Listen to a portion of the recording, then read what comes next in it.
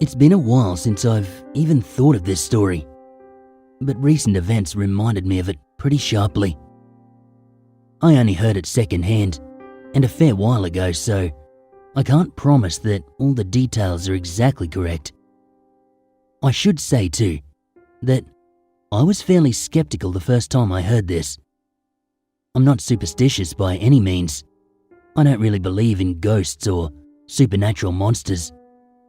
The friend who told me was the same, but even so, he made me swear up and down never to retell this. His grandfather did the same to him. This is the first time I'm actually telling it, and I'm only doing it now because it's online. There is one major change here from the story my friend told, and it's intentional. I am not going to include this thing's name. It should be pretty clear why by the end, but I'm taking that to my grave. This story was told to my friend by his grandfather, and he told it to me around a fire when we were camping. Like I said, I laughed it off at the time, but recent events have changed that. My friend's grandfather, who I'll call John for privacy reasons, he was a civil engineer working in Australia. In 1950, he was working out in the bush with a local Aboriginal town, trying to somehow connect the town up with power and a telephone connection. John was the only white man there at the time, and he was pretty well liked. He was treated as one of the locals by pretty much everyone. He spent most of his time fishing and hunting and waiting for the government to hook up power lines. By his account, it was one of the happiest times of his life. One night though, one of the local farmers lost a cow. Nothing especially odd there. It wasn't called Wild Dog Creek for nothing, and wild dogs carried off animals every now and then. Not usually full-grown cattle, sure, but it wasn't unheard of. The reason the farmer even bothered reporting it was the strange way that he'd found it. The thing's skeleton was found on the edge of his field, in a set of tracks leading to and then away from it. Not dog tracks, he said, but human tracks, and the tracks of a cripple to boot. How did he know that? John wanted to know. The man said the steps on one side were much longer than the other. Well, that got the town elders' attention, and they went out with him to have a look. John tagged along out of curiosity, but the tracks raised more questions than they answered. The farmer was right about the difference in length, but even the short side, it looked twice as long as an ordinary person's step. When the elders saw this, they grabbed John and the farmer and towed them both away. They ordered the farmer to forget about that field and those cattle, that they were now an offering. He would be given new fields and new animals, but he was never to go back there again. The farmer accepted, without comment, and was given new land on the other side of town.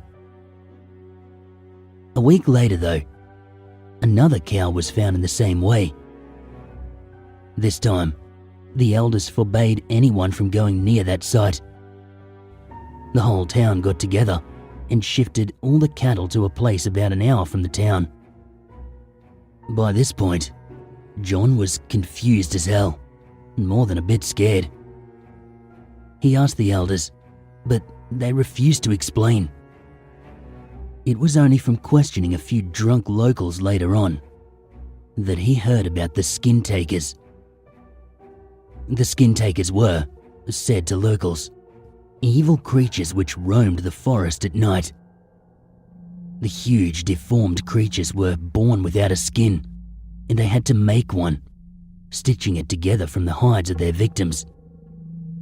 They told him too that he was never to mention the real name of the skin taker. They hated stories being told about them, hated potential prey being warned. Saying the name, it drew them in, the locals said. Then they went quiet, maybe realizing that they'd said too much. The next morning, a dog's skeleton was found on the outskirts of the town. Those same strange tracks could be clearly seen outside the fence, coming out of the bush, then back in again. This time, the elders came to John. He was to leave, they said, although at first they would not explain why. Eventually, with great reluctance, they told him that the town was in trouble. None of the locals had a chance, but maybe John could make it if he left now. John didn't really believe this, but he knew when he wasn't wanted, so without further ado, he left. On his way out of the town, he realized that he'd left a bunch of tools in his house. He turned around to get them, but one of the elders grabbed a spear from another man and threw it at him. He got the message then. He turned away and started off into the bush. It took him the entire day to reach the road. He knew he was there by the sound of a car approaching. It made a nice change to the rhythms of the forest, a familiar sound amidst the strange noises. The sounds of the birds and the running creek were okay, but the branches thumping in the wind got annoying after a day of hearing it. Regular and rhythmic. It was like someone was using his head as a drum, over and over, until he was well and truly sick of it. The car drowned the noise out though, thankfully. He stepped out into the road and he saw the sun setting over the horizon. From the other direction, he saw a car coming and tried to thumb a lift from the driver. The guy behind the wheel didn't slow down though. Instead, he sped up, car revving to the maximum. Well, John wasn't going to spend a night in the woods with that noise going through his head, so he stepped out in front of the car. The driver slammed on the brakes and opened the door. John stepped around to get in, but the man shouted at him to get in, panic edging his voice. He jumped in, and before he even closed the door, the car was off, redlining the engine. A kangaroo almost whacked into the side of the car, probably startled out by the engine noise. The animal only just missed the rear fender, coming close enough for him to see the flash of the red tail lights off its eyes in the mirror. The driver did not take his foot off the gas until they were well beyond the edge of the bush. John didn't think the guy was going to stop at all, except that he got pulled over by a cop. The guy barely seemed to notice the policeman handing him a ticket. He just sat staring into the rearview mirror, seemingly waiting for something. By this point, John was fairly sure the guy was either insane or on drugs, and he asked the cop for a ride. The cop dropped John at the nearest town, and from there, he organized his trip out of there. A couple of years later, he came across an Aboriginal man in the supermarket, one who didn't speak much English. He was delighted to find that he could understand the guy. It seemed that the man was from the town that the police officer had dropped John in.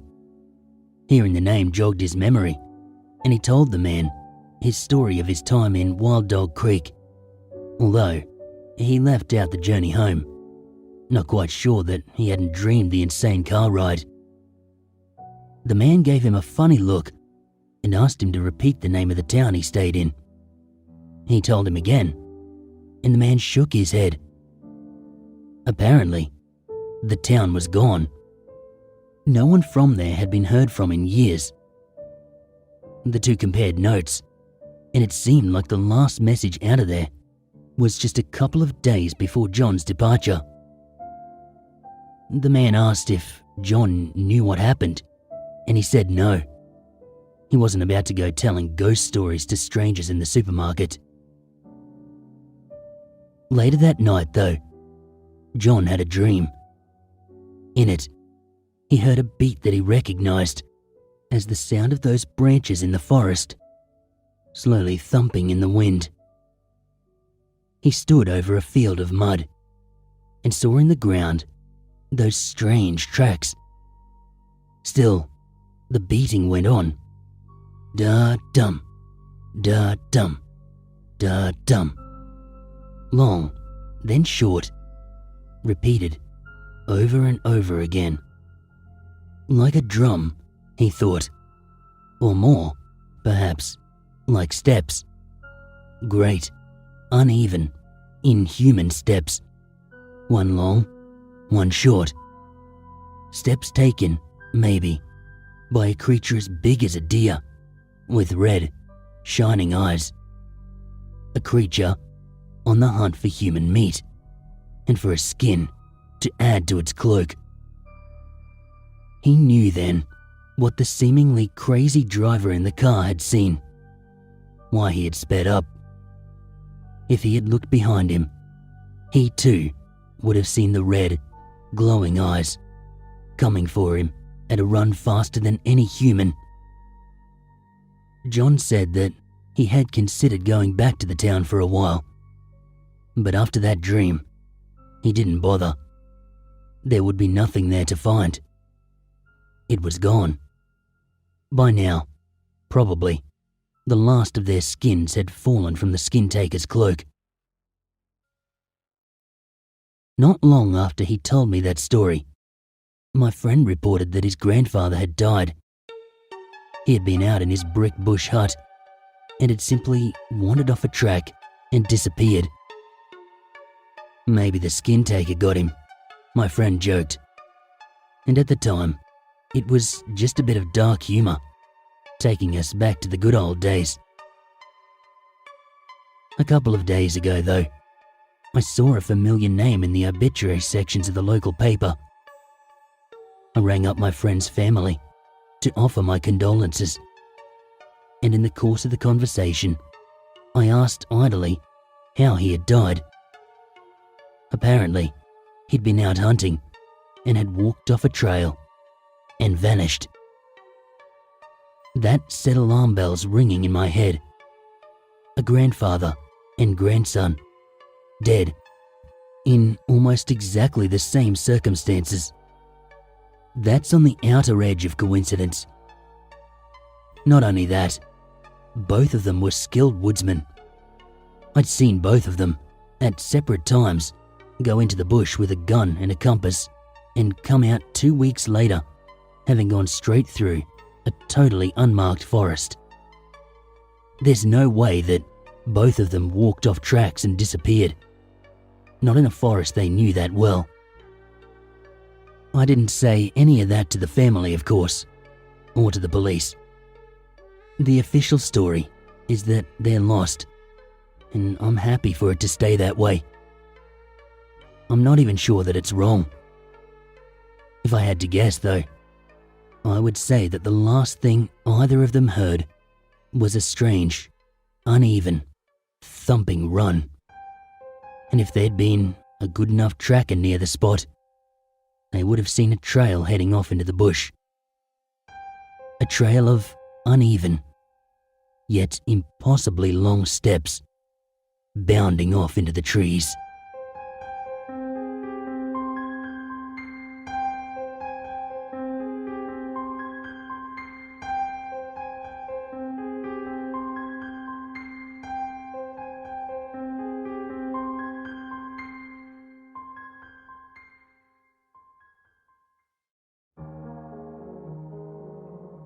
All of my research, all of my grant proposals, years of my life and most of my career, it all hinged on this discovery. Days, maybe weeks of time spent hunched over marsupial bones, brushing them clean, cataloguing that same type of teeth, counting vertebrae, and examining culparites for traces of ancient foods. Everything pointed me towards a desolate area of the Australian outback. Out there, it is rumoured, hides an oasis littered with gold nuggets and opal veins. Legend also says that this space is guarded by a horrible, venom-spitting beast of Aboriginal legend, or drop bears, if you ask the drunkard familiar with the story. A young prospector took faith in the oasis, but disregarded the rumours. It seems he had some luck, as he came to town one day with a sack full of gold and a large reptilian skull. He claimed to have killed the beast, but everyone called it a hoax, that he simply found a malformed and dead crocodile. When asked to explain how such a croc made it so far into the desolate wasteland, they gumbled about undiscovered rivers and streams. I came across the image by accident from a fact page that claimed it was a dragon skull found in China. Luckily, they failed to crop the original watermark, which sparked my curiosity. I fell down the rabbit hole of reverse searches and fruitless messages until I got a message from the man who found it. I explained to him that I was a paleontologist, that I was working to find more complete skeletons for megafauna endemic to Paleocene Australia. I offered to meet with the guy, to which he accepted. He promised me the skull was very real and relayed his story behind the image. He did not bring the skull with him, but he did take several clear photos. He admitted that he didn't actually kill the creature, simply found the bones sticking out of the ground. It took a lot of assurances that my only interest was fossils, and more money than I would like to admit. But he finally agreed to guide me to this secret oasis in the centre of the bush. With the departure date set for a week, I took up the task to prepare.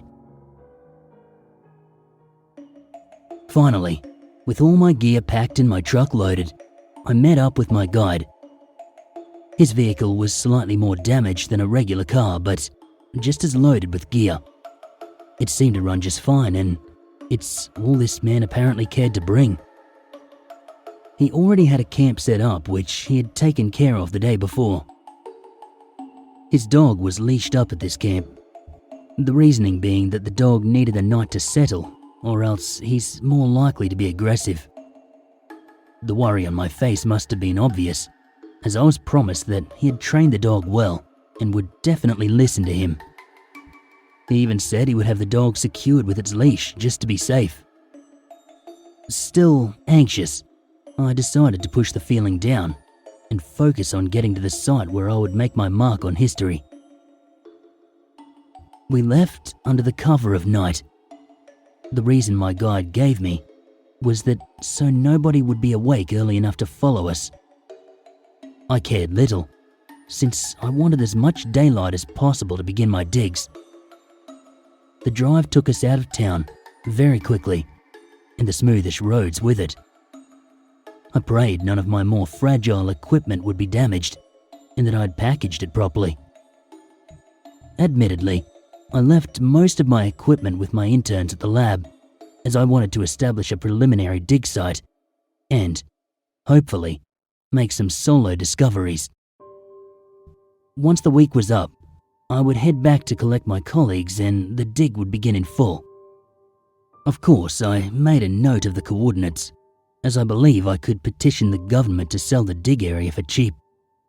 While I'd technically be telling the government where a possibly large supply of gold or opals is, I'd be keeping my promise that I was only after bones. We drove for a day before we made it to the camp. A third of the gas that I'd brought had been used up to this point. The term oasis described this area perfectly.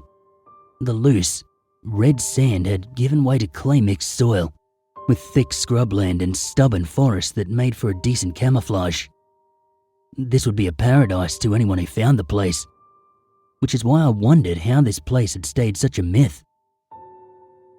We drove up to the camp, and it was in shambles. The small shack that he'd built, which was little more than a tin box with wooden supports, had been ripped open. His foods were strewn everywhere and spoiled. Where he'd left his dog for the day, there was now just a snapped-off leash and footprints running off into the dust. Someone had come into his camp, and we were sure it was rival treasure hunters. Of course, there's a chance some unknown group of Aboriginals thrashed the camp, but my guide was now out for blood. Though illegal, he produced a rifle from a shallow hole he'd dug under the shack. Rubble and thrash covered the spot, so if people had trashed the place, they wouldn't have noticed the firearm. Despite the obvious dangers, I assumed that while our attackers might be formidable, there's a chance they don't have any guns, making our position more advantageous. At least, I hoped. But I'd come too far to turn around and run with my tail between my legs, and he refused to let me leave, just in case I was working with whoever did this. I now had to prove that I was not some criminal, but the scientist I was. So I began to dig. When my shovel entered that red dirt, it instantly hit something hard. So I dug more, tapping the tip of my shovel around until I could make out an outline. It was a skull by the feel of it, and so I sought to bring it up. I cleared away the dust and uncovered a potched jaw. The bone had opalized, though it held no color. Still, this discovery was bound to secure my legacy for time immemorial. I wouldn't have to share one single ounce of credit with my peers. I dug until my guide called out to me, having repaired the shack and set up a tripod stand to keep watch for lights in the bush. I did not rest for long, as I was awoken by the loud report of my guide's rifle. Suddenly, another shot, and then another. Then, I heard a scream, and the bush fell silent. The sound of flesh being ripped and torn apart echoed in the night. I almost convinced myself that I was having a nightmare, if not for the fact that I could now feel how cold the night air truly was. The light from the small fire outside, it leaked through the planks of the shack, illuminating the campsite. When I went to peek through the gaps in the wood, the light was blocked by something. Whatever it was, I could hear it sniffing the air, taking in deep breaths in its search for food. I clamped my hands over my mouth and nose, taking short, shallow breaths. I couldn't allow it to find me. When it brought its head close to the shed, I could smell the fresh blood on its jaw, mixed with the meat rotting in its mouth. It took more willpower than I believed myself to possess in order to not vomit. This thing picked up a scent, and it made a beeline for the cars. My guide had left some food in his vehicle, which it had found. It lumbered over to the window and reared up onto its back legs. With a loud crash that set off the alarms, the monster fell down upon the car, tearing into it with its claws. The only reason that I still live is because those alarms set off and caused the creature to flee in shock. I seized the moment to leap into my truck, crank the engine, and drive out of there. In the soft light of dawn, I could see something approaching my truck as I sped away. It was a dark brown or black with 4 muscular legs. It had an unnaturally long tail and the jaws of a crocodile.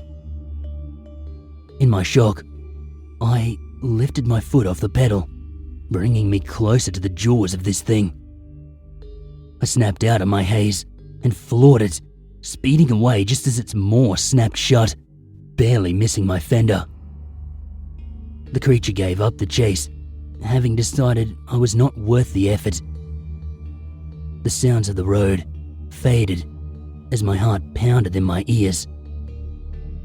I could feel my body shaking, and I thought that I would vomit at any second. I don't think that the creature would have affected me so badly, if not for the torn face of the guide now hanging from its putrid maw, stuck by the eye in a gap between its teeth. It was frozen still in some silent horror, a fate that I would not wish upon anyone. That is the truth of what I saw that day. My legacy is not worth the lives of my colleagues or the people of that town that rested so blissfully unaware of what wretched dangers lie seemingly so close. What kind of distance could a hungry predator of that size cover in a single sun-scorched day in the outback? How far would a hungry, thirsty beast be willing to go in search of an easy meal? A chill runs down my back just to think of the devastation it could wreak, the many lives that could be lost. I can only pray to any and every higher power that I can that there is enough food to keep the creature contained. But what if it catches scent of more foolish prospectors looking for their fortunes? How many must die before such a secret must be made known? I do not know, but I will take the knowledge of this place to my grave. And may God have mercy on whatever poor souls stumble upon that hell lost in time.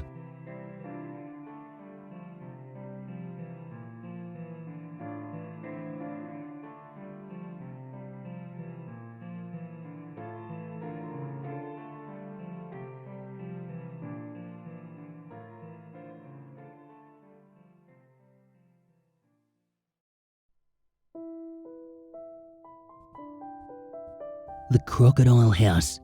It stands alone in the scrubland, old, abandoned, and overgrown.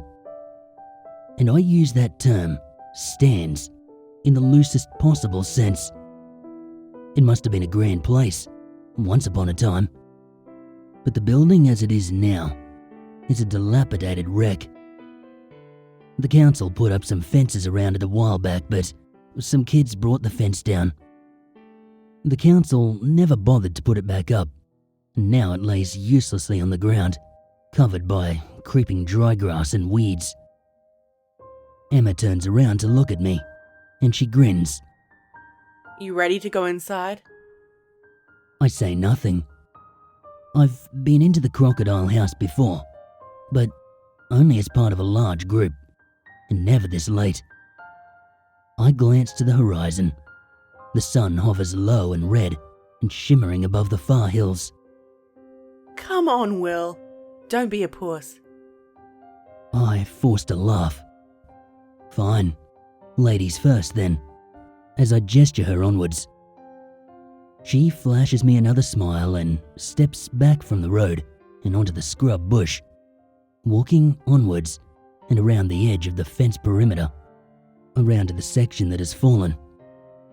She steps up and onto it with a dull metal clank, and she looks back to see if I'm going to follow. I do, of course.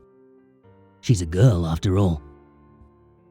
She waits until I'm alongside her, and then together we walk the length of the front lawn, though there's little, if anything, actually lawn-like about it.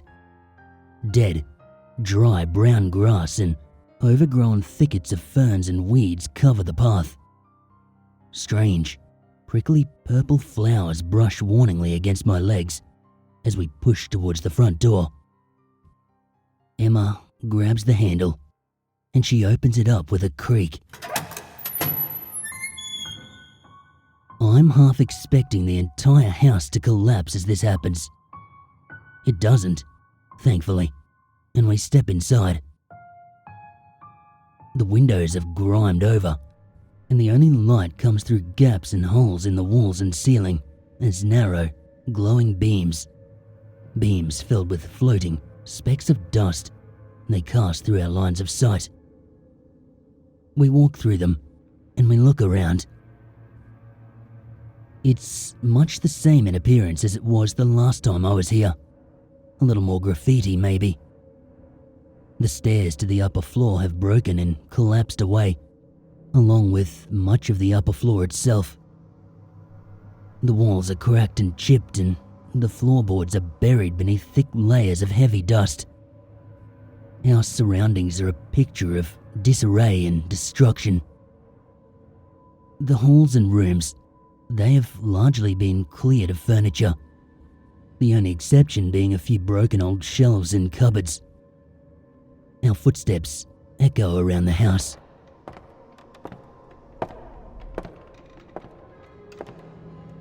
I come to a stop, standing at the doorway to a long and shadowed room. Emma leaves my side, just to check out a nearby corridor, and I listen to her creaking footsteps against the floor as I look down the length of this room.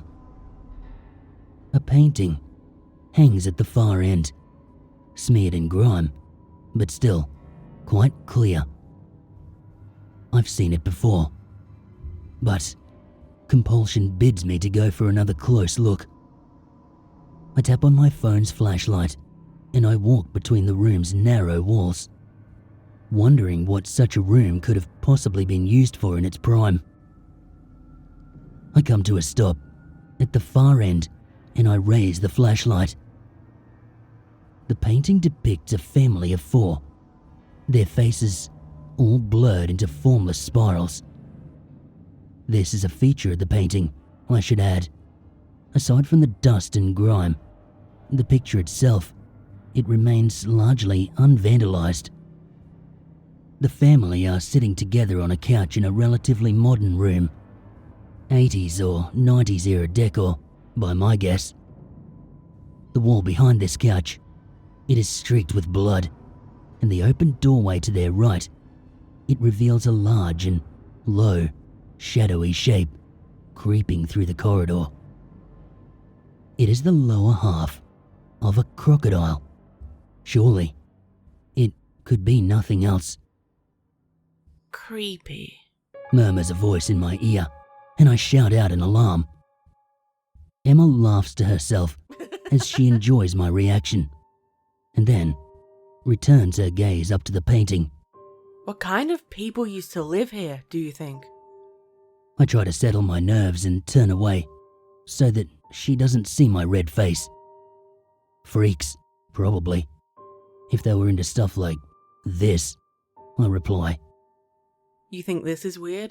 She asks me, eyes glinting as she looks directly at me. You ain't seen nothing. Do you want to know why they call this the Crocodile House? It's because of the paintings, right? It must be. She shakes her head, and she grabs my hand. Nope. Wait till you see what I have to show you. She starts to drag me back through the room. I allow myself one more quick glance over my shoulder at the disturbing painting, watching it grow smaller and smaller as I'm led away and eventually through the door and around the corner. She leads me to a part of the house that I've never been to before, and into a room that ends in a set of dark, descending stairs down into the dusty gloom below. I hesitate, and we come to a stop. Emma, look, I'm not sure about this. It's probably not, not safe down there. I've been down loads of times. Come on, don't you want to go down with me? She asks, gently squeezing and stroking my hand as she speaks. I'm only human, so yeah, naturally I'm gonna go. Fine, I reply, but if I die, I'm coming back as a ghost to haunt you. Fine by me, she chirps, and she leads me to the top of the stairs, turning her own flashlight on too. We shine them down into the dark. It's a little lighter at the bottom. There's a ceiling window, she says, but she's quieter now. We begin our descent. The stairs, they creak, and the air, it becomes thicker with every step. We creep down into the depths of the house. We reach the bottom, and we round a corner of fallen beams and rotted wood. My heart, it beats fast. I'm a little bit worried that Emma can feel it in my pulse, through my hand. I'm half expecting at any second for some horror to appear out of the dark. But we remain undisturbed. Down another long hall, and at the end of it, sure enough, is a little murky light, shining red through the long and thin window around the top of the room. It'll be right at the level of the grass outside, I should think. And we haven't even reached the bottom. There's yet another set of stairs in here, this time in the room's very center and made of grim iron.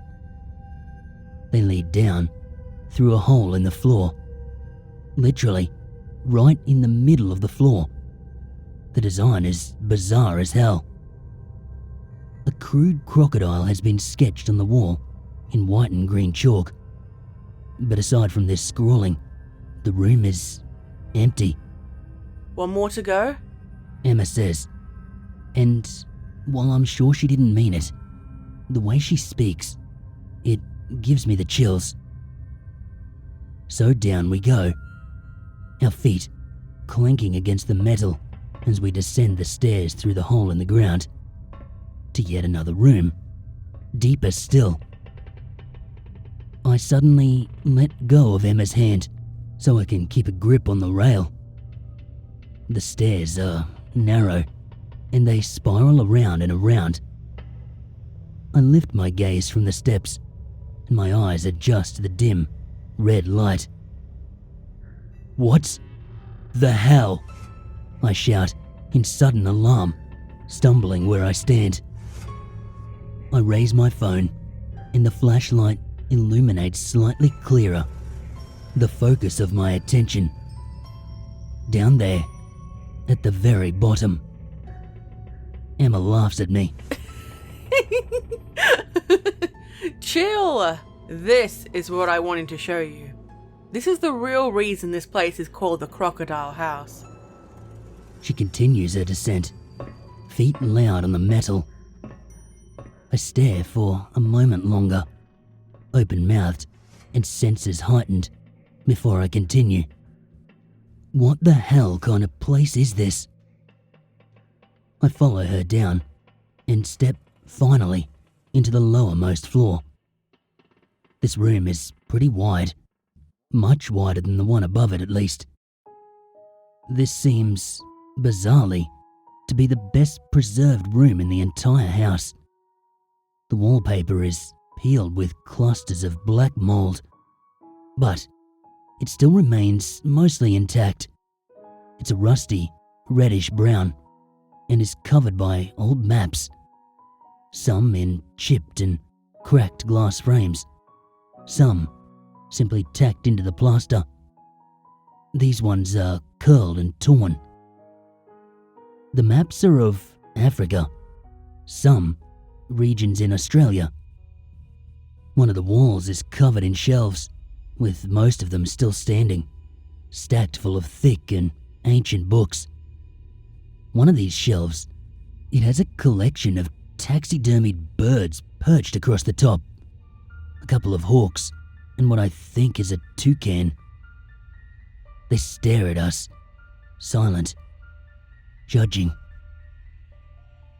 There is another painting, hung on the wall, in the same style as the one upstairs. This one, it depicts the silhouette of a crocodile, swimming beneath a group of faceless families in a public pool. Who would paint something like that? Who would buy it and hang it on a wall? The painting and the birds, it's all unsettling as hell. But they pale in comparison to the room's centerpiece. This thing that had caught my attention up on the stairs. Directly ahead, and at the far side of the room, is an enormous water feature. At least, it could have been a water feature, once. Now it's just a silent and stagnant pool, filled to the brim with murky, green scum water. It's about 7, maybe 7.5 feet across, but I have no idea how long it is. It leads away, straight ahead, and through an arched tunnel in the wall, and into the far distance in the dark. But this pool, this thing, whatever it is filled with terrifyingly lifelike statues of crocodiles. They could be real, for all I know. Totally still. Some have their jaws open and heads above the water. Some have their upper bodies slightly raised, using their claws, frozen in place as they clamber over one of their brothers. The shadowy shapes of some of the reptile statues are visible just below the surface. I do not know how deep this water goes, nor do I know how many there might be. And statues they must be. I'm sure of it. If they were taxidermied like the birds, then surely by now they would have rotted away. A flash of my phone reveals the disturbing crocodile replicas go as far back as I can see, down into the tunnel, far away. So, there could well be hundreds for all I know. Hundreds of silent, frozen reptiles, glassy eyes, ever staring, ever watching. Jeez, Emma, what the hell is this place? I murmur. Isn't it cool? She whispers back, walking right up to the edge of the pool and crouching down until she is eye level with one of the crocodiles. She lightly taps its eye, a motion that makes me cringe. This is weird, Em. This whole house is whack. I tear my gaze from the unsettling pool and its silent inhabitants, and I start to walk to the edge of the room, looking up at the shelves, the books, and those maps. Who would build a room like this? I look back over my shoulder to the crocodiles, clustered together, filling the murky pool. All of them life-size, massive, larger than you could imagine, probably. I crane my neck to look up at these stuffed birds. Shadowed and coated in dust, they watch over the room with a cold and uncertain menace. And despite the evening's warmth, I shiver. There's something very wrong here. I can feel something impending. I don't know how else to describe it. Like the beat of a silent drum, I can feel an approach. But I don't want Emma to think I'm a puss, so I just keep circling that room. There's no doors, I realise, way later than I should have done. My mind was occupied by the crocodiles, I guess. Aside from their tunnel away into the gloom and the iron staircase, there are no ways in or out. I raise my phone, and the flashlight lands on a message carved into the wall. Very carefully carved, I should add. This doesn't look like any impromptu graffiti to me. It's written in large letters, and it reads as follows.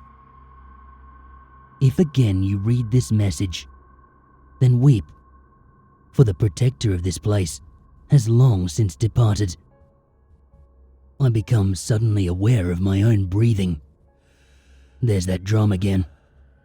It's like I can feel it pounding through the floor. I'm imagining it. I know it, but it sounds like the march of something dreadful, some kind of nightmare. Beneath the message, there is another, though a bit smaller, and covered in a layer of grime. I swallow, and I use my sleeve to wipe it away. It reads, "Tears for the crocodiles." I decide that I've had enough of this place. I turn around to Emma, and I call to her across the room. "Yo, Emma, I'm done with this. This is freaky as hell, and it could be dangerous. Let's just go back, I meant to say, but the words caught in my throat. From my position, at the opposite side of the room, I'm staring right at Emma. Nothing obscures my view. The iron staircase that we had descended, the one in the middle of the room, has vanished. I sprint to the center of the room and I look up. The hole in the ceiling remains, but the staircase, it is completely gone. Oh my gosh. No. Emma, I murmur, but she does not respond. She has gone deathly pale, and she slowly retreats from the crocodile pool until she is next to me in the middle of the room. What the hell is happening? She whispers, but of course, I cannot answer that.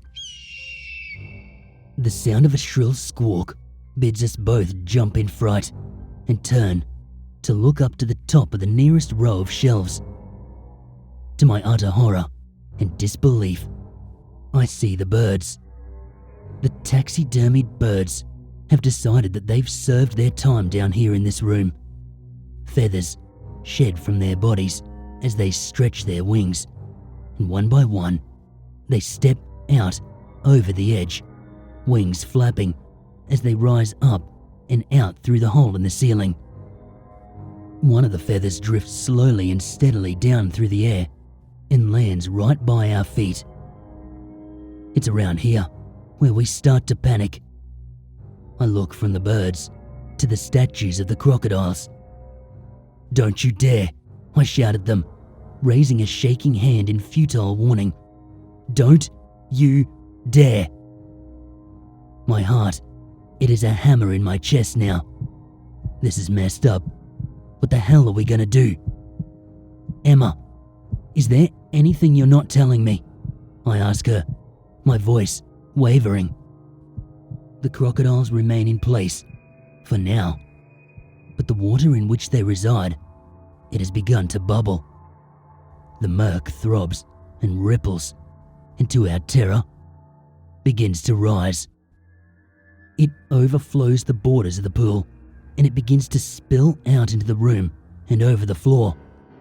"Emma!" I don't know. I've never seen this before. This doesn't make any sense. The stairs. She looks up to the hole in the ceiling. Maybe we can use the shelves. Use them to climb back out? I don't think they're going to be tall enough, but it's worth a try, right? The room has begun to steadily fill up with water, and the crocodiles, they watch through their cold and unblinking eyes. We splash through the green, murky water, struggling with the smallest of the shelves. It's a start, but even this is too heavy. We knock the books from their perches and into the water. We struggle with our movements. Come on, I mutter. But with no time to coordinate, we end up pulling with force at the same time, and the entire apparatus tips sideways and crashes down to the floor. Or to the water, I should say. It's up to our knees now. Shit! Will, what are we going to do? I don't know. Just don't panic. This is what I get for being a simp. It's then that it really hits me. Our efforts are worthless. There is no way out. The water is rising, and there is no way out. Up the water rises, up to our waist now, and I watch in terror as the last of the crocodiles disappear beneath the water's surface. There's no way to move anything now. The water is too deep. I hold one of the shelves steady as Emma tries to climb, but it's just too narrow, and she makes little progress before stumbling and falling back into the murk. The entire room is a watery wreck now, and we are forced to swim to keep ourselves above the surface. My feet no longer touch the bottom, and the terrible, sickening sensation that we could be surrounded at this very moment. These thoughts play havoc in my mind. Surrounded by impossible and bloodthirsty reptiles, shadows in the water, ready to drag us down to the depths at any second. Any second. I splutter and spit, grimacing with the moss-like taste. I shoot a look over to my right as the water level reaches the base of the painting of the families in the public pool, with a crocodile swimming right beneath them. Only, the picture has changed. The painted crocodile has vanished. Will! Emma screams, and I grab her hand through the water. It's okay. It's okay. We're going to be carried up to the ceiling. We're going to be okay. And sure enough, we are carried up. We are carried up, but slowly. The water, which at first seemed to flow and to rise with frustrating speed, it now seems to barely trickle. Time slows as we push out our arms and kick our legs to keep afloat, doing our best not to think about what could well be swimming right now beneath us. Reptilian shadows all around. Do I feel something cold scrape against my leg? Or am I imagining it? What would I do if Emma suddenly disappeared from sight? If, with a final scream, she was dragged down into the murk? Would I try to go after her? The hole approaches, and with a grunt of exertion, I throw up an arm, then another, and I haul my soaking body up onto the hardwood floor of the room above. Emma screams my name, and I roll onto my front, grabbing her by the wrist and helping to drag her up and out of the water. Together, we run, back through the basement and around the dusty corridors, back up the shadowy stairs and through the house, out into that overgrown front lawn, panting and gasping just as the sun completes its set behind the hills on the horizon.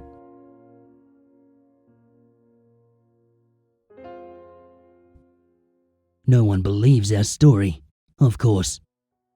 Kids have been back there since, just to test it out. But they are not challenged by any rising water. There isn't even any water damage, in fact, and no one finds themselves trapped by a disappearing staircase. There is one thing, though. The crocodile statues have vanished. And whether that is good or bad, I could not say.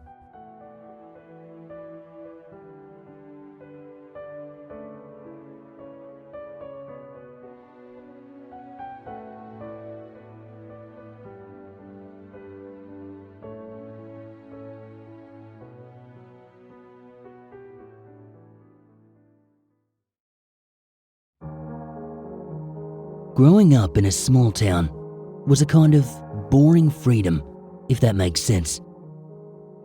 I suppose what I mean is, outside of your basic life advice about avoiding strangers and creepy guys in vans offering candy, the small town life, it was safe in its familiarity. Our only one family rule was commonplace and simple and very easy to follow. Come home before the streetlights come on. Everyone born before the internet era would probably understand that statement. It was one our whole town followed, to an extent. My family, though, they followed it religiously. Should we come home as those lights had come on, we got yelled at and grounded. Kiss your Sega Dreamcast and Super Nintendo bye-bye for that tardy transgression. My brother never told me the whole story about the time he came home late from his girlfriend's. He was shaking, stammering his words, pleading apologies before rushing off to bed. What was weird was that my parents never yelled at him. They talked to him in his bedroom, hushed voices behind the dry wall, words spoken that I never heard, even despite eavesdropping. When I was 12 years old, I would understand why he never mustered up the nerves to tell me. My closest friend, Reese, invited me over to a sleepover in the dead heat of an early July summer. We had sugary drinks, chips, chocolate, and an onslaught of horror and thriller flicks. We were set to have ourselves one hell of a good night. It was around 8 at night now, when I gazed out of Reese's living room window. I distinctly remember how the sun began to sink behind the mountains, and the bright yellow light of the sun's rays had deflected from the clouds and softened to an orange tinge, which barely beamed off the horizon. It was there that I saw his dad pulling into the driveway, his truck ripping around the corner, side mirror cracking off the mailbox, and the Chevy coming to a jolting halt just before the garage door. Reese's father, Mr. Holloway, he came stumbling out of his truck, a bottle of Jack in his hand, half finished. I don't remember all of what was said when my friend's dad came bursting through that door, drunk out of his mind. All I remember was the crashing of fists against walls, the yelling and screaming, and then Reese's mum ushering me out of the door, sporting a black eye and a swollen left cheek that looked quite fresh. I hadn't known about Reese's family life, and in truth, I couldn't blame him for not telling me. He thought everything had been better since his dad's promotion at the factory, but that promotion, it came with new stresses, and in turn, he'd relapsed into an abusive alcoholic. Now, I was outside, 6 blocks from home, and scared. I had never seen abuse up close. I was young, and understandably, I did not know how to handle the situation, so I started to walk home. The streetlights, they were not on yet, but the night's curtains were closing quickly around me. I picked up in my pace. I could feel the cold of night nipping at my heels. I could hear a mixture of Mr. Holloway yelling and hitting his wife, along with my mum lecturing me about being home before the lights came on. That bleak, orange tinge that brushed over the dark clouds was fading, failing to the twilight and the emerging of the crescent moon, and it would be smothered by the blackened clouds that shrouded overhead. As I walked down the open road, I kept looking over my head for the streetlights to come on. Nothing.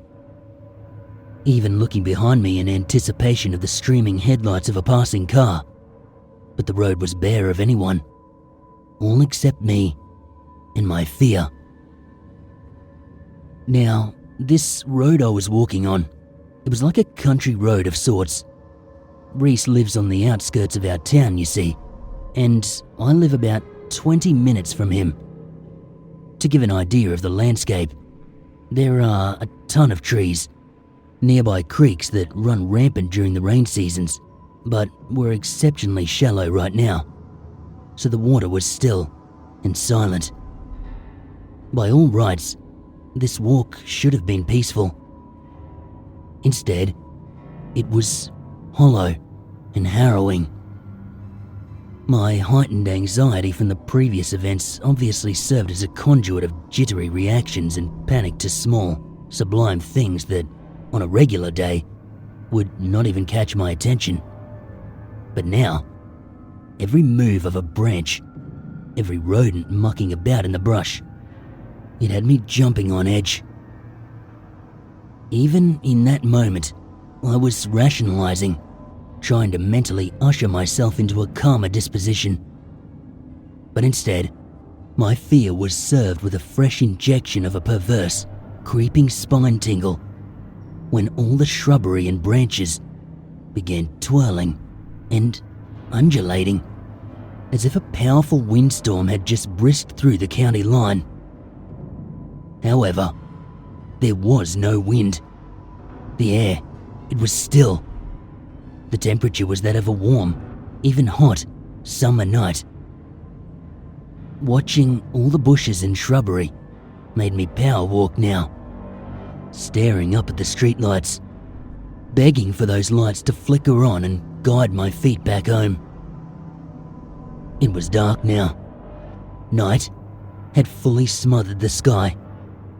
Only the waning light of a crescent moon, which had its twilight lamination become dampened, nearly choked out by the dark clouds. Still, the streetlights failed to flare. Instead, those shallow creek beds just off the road began to splash loudly behind me, then all around me. The hairs on the back of my neck rose, as if some icy hand of whatever lurked behind me, splashing about in that creek bed at night, was reaching out to throttle me. My power run became a full-on sprint. I looked behind me, trying to catch a glimpse of whatever was manifesting nature itself to defy its own rules and splay about, causing plants to move and water to crash. Nothing. There was nothing. I came to a skidding halt, nearly sliding backside against the pavement. I had to rationalize this. I needed a moment to think this through. There had to be a reason. Things like trees swaying and water splashing, they don't just happen without a reason. I may have been young, but I had a love and appreciation for science, for logic, for action and reaction. My search for the action was answered in the sound of a muffled, demented type of hoarse, guttural cry that sounded as if a person had made this cry. It likely tore their throat to ribbons, slicing the back of their voice box to a bloody mess. Yet, it also sounded drowned out, as if someone was screaming abnormally loud through a pillow that had been taped to their face.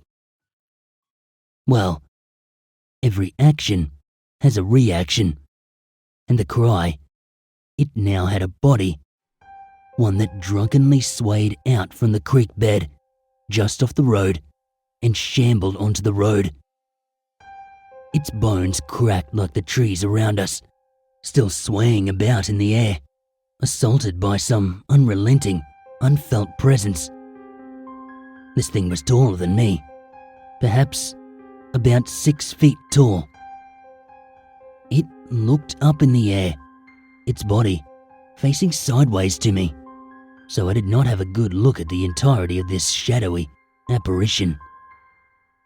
All I could see was it looking up, gazing at the dead streetlights, its arm cracking upright, fingers with some type of long extension, perhaps nails. Long, tangled nails began to tap, tap, tap against the steel of the pole.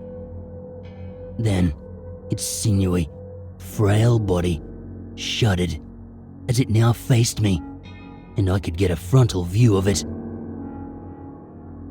Long, frazzled hair that looked unkempt, and then a smell, a burnt, coppery, expired stench that was thick enough to taste in the back of your throat.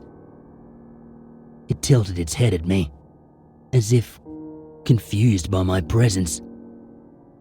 It took a step closer, still at least a full block and a half away from me, and then I saw a chunk of its face sling down from its jawline to its shoulder, flailing back and forth. The image was grotesque. I stepped back, shocked, until I realized that it was not something from its jawline that swung about. It was its jaw, just torn off, hanging by a few fragments of what I could only presume to be bone and flesh. I had no intention of finding out for sure, so I ran as fast as I could, desperately crying out for help, calling for someone to come and save me. To my horror, I watched my own neighbors watch me run and flail my arms toward them, staring at them with watery eyes, begging for help, only to be responded to with closed curtains and sad looks. How could they do this? How could the people I have known my whole life watch this happen to me? I screamed insults, and I swore more than Reese's garbage drunkard of a father. That's when I heard it. A loud, mechanical humming coming from behind me, along with that thing's guttural howls. The streetlights had begun to power up and turn on. One by one, I caught glances behind me at the lights chasing this thing that chased me. Now the thing, it picked up its pace, gaining on me in horrifying fashion. The way this thing shambled and sort of crawl ran at me on all fours, with its hanging jaw swaying about. I could see, from the bursting light that gained on it, that its jawline had teeth sewn into it. Suddenly, a large, white truck whipped past me and then slammed on the brakes, turning until the driver's side door faced my backside. I stopped, rushing to the truck, hopping inside the back passenger door. Just before this thing flung itself in the air, charging the truck, the final streetlight came on, and it dissipated into nothingness. This man in the truck, he drove me home, calling himself Earl. He was a lineman who had come out to fix the startup issues with the streetlights. He yammered on about old breaker systems in the town, seemingly unfazed by the otherworldly being that had just chased me and nearly smashed into his truck. When he stopped at my place, my parents came rushing out, hugging and holding on to me. Before I was brought inside for the longest lecture of my life, I asked Earl one more time what had happened and why nobody helped me. He gave me an answer, albeit a vague one. I am a lineman, son, and we have brought light to the roads across the world since we made homes from clay and wicker. We have seen a lot. We have kept this world bright to blind the things that grind its knives in the dark. I won't say much about the folk that watched you struggle, and I am sorry it happened. Just do as your mum and dad say, and come home before the lights come on. I felt unsatisfied by his answer, and in truth, in disbelief. I grabbed his sweater as he tried to get back in his truck. So, what? You're trying to say that guys that work the lines keep us safe from that thing? I was dumbfounded, and in truth, I felt cheated by his answer. All he did was laugh and point to the logo on his city truck, which held a lightning bolt over a torch with the initials of our city and state. Linemen were the torchbearers and lamppost builders in the old times. If our job is so safe, then why did we carry swords? He said, with a smug smile, before getting into his truck and driving off into the night.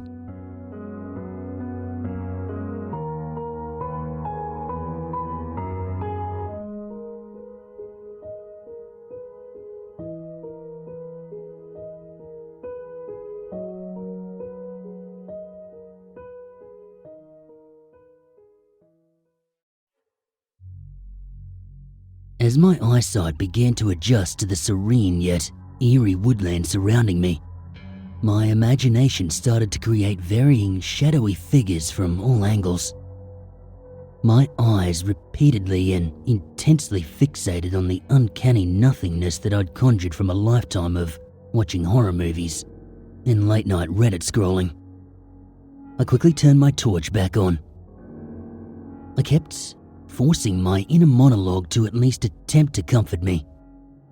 "This is what you came for," I would weakly chant in my head. The truth is, I was ill-prepared and stupid for putting myself in this situation in the first place. I come from a rural town, but that was nothing compared to what I was now faced with. Millions of acres of a US national forest overwhelmed me, as they would most. If only that anxiety was the pinnacle of what I experienced that night. My wife, she had recently passed, and her life insurance policy left me with a little money spare.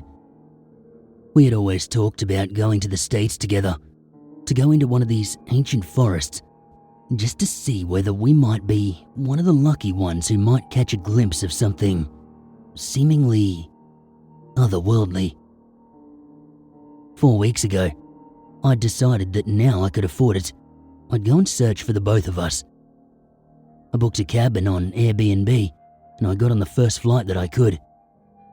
When I landed and got through passport control, I hired a car and made my way to my destination, only stopping to devour what can only be described as the most overindulgent plate of what locals would call breakfast that I've ever seen. I arrived at the cabin after about 5 hours on the road. I had been in communication with the owners since I landed, and they said there was no need for me to meet them. They explained that they'd stocked the fridge and left the keys on the kitchen counter, along with some other menial information. The lane up to the cabin was rough, and the journey, it had been exhausting. I dropped my bags in the doorway and walked back outside to take in the environment around me. I was in the middle of these great woods, completely alone, and miles from any kind of civilization. I had made it. I went back into the cabin and I lay down on the camp bed. I set an alarm for a few hours' time so I would wake up at 9 p.m. It wasn't like I needed to do anything until it got dark anyway. That was when they were most active. When I woke up, I got dressed into frankly inappropriate attire for traversing the woods. It was summer, so I wasn't overly worried about the elements, but I still looked at my cheap utility boots, thinking they likely were not up to the task. I then packed a rucksack with some food and water, a first aid kit and bear spray, all of which I found in the cabin. I grabbed my torch, which was the only item in my pack I felt any sort of confidence in, and I set out. Before I left, I did look back over my shoulder at what I assume was an old hunting rifle. It was hanging just above the log burner. But I've never even held a gun, let alone shot one, and I wasn't expecting to need to shoot anything anyway. I walked along a trail in the forest for a few miles and, much to my dismay, I saw very few signs of anything at all. I couldn't even really hear much, aside from my own footsteps and the odd rise in the wind, which wasn't very loud, even at its peak. Wildlife seemed non-existent, and I did my best to ignore the nagging voice in my head telling me that I'd come all this way for nothing. Eventually, I came to a small clearing, which is when I decided I would sit and wait to see if anything would come to me, rather than continuing to trudge further through this unfamiliar land and further from my cabin. I turned my torch off. I figured that nothing would come towards me with this giant beam of light penetrating the circling tree line. That's when I first began to feel fear, as my mind began to race. I turned the torch back on. I felt guilty for doing so, like I was already letting fear get the better of me, like I was letting myself or my wife down. I thought to myself, I'll turn it back off in a minute. I'll just check the perimeter first. The trees surrounding the clearing were around 20 feet away, and I was right there in the middle of them. As I turned to my left, slowly moving my torch along and squinting, I saw two hands grasping a tree, and the top of what looked like a head pointing out.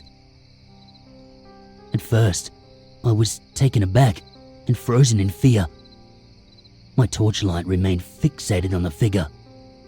I had decided that this was definitely real, and I came to the conclusion that it looked human.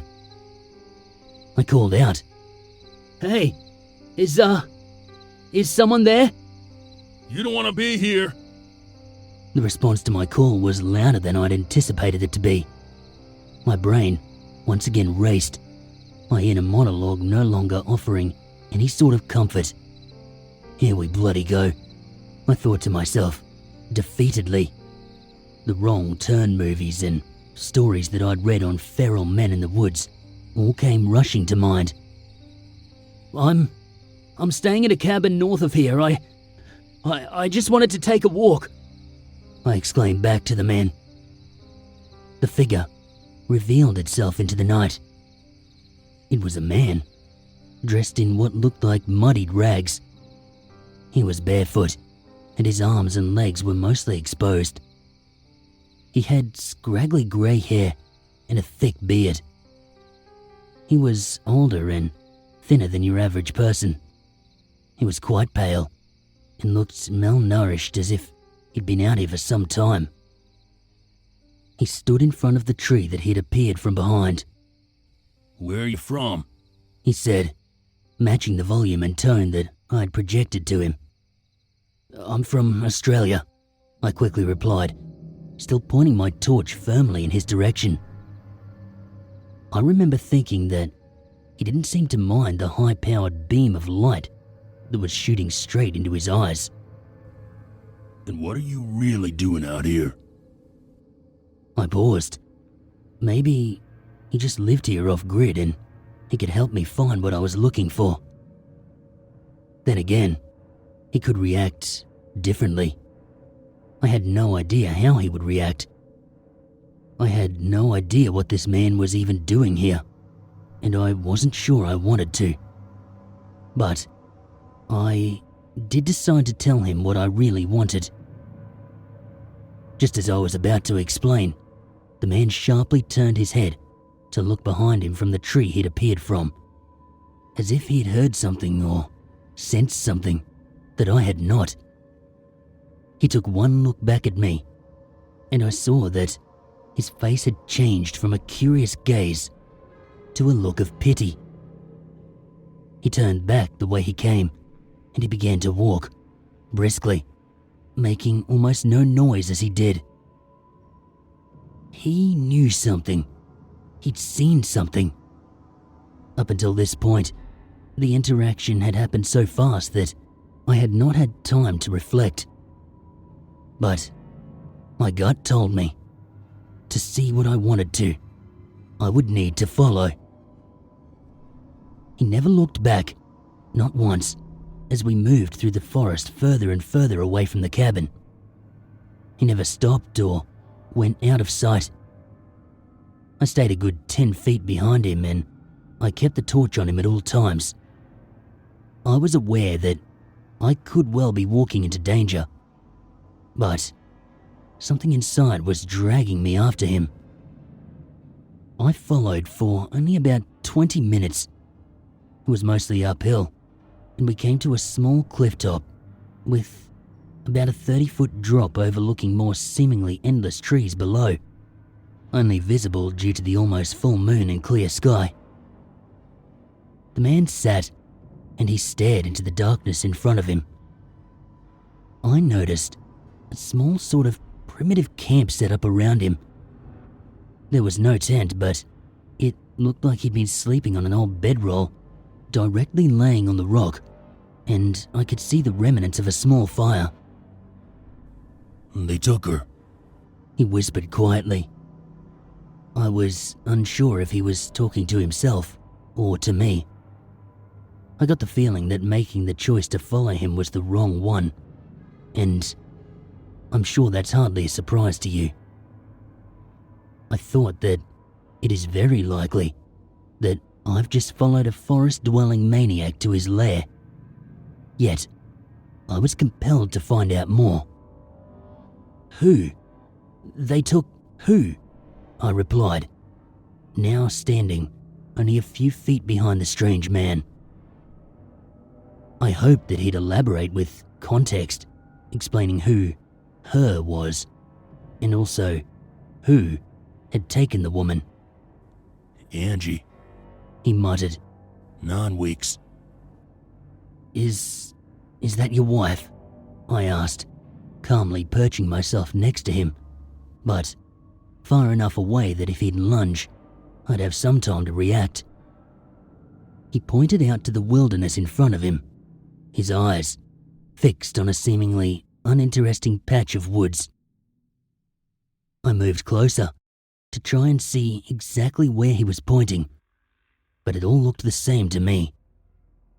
I began to feel sorry for the man. I'd heard stories of people going missing in American forests, and then I thought of my own wife.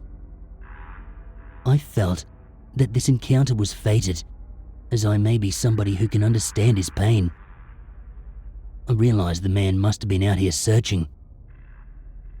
Then, I heard a very faint scream off in the distance. That's the last thing I remember, before I awoke to find what I'd only dreamt of finding. Although, in retrospect, it really was always going to be more of a nightmare. The first thing I felt was my hair being oddly damp. I was lying on my side, and I raised my right arm to feel my head. As soon as I touched it, I felt a wave of pain.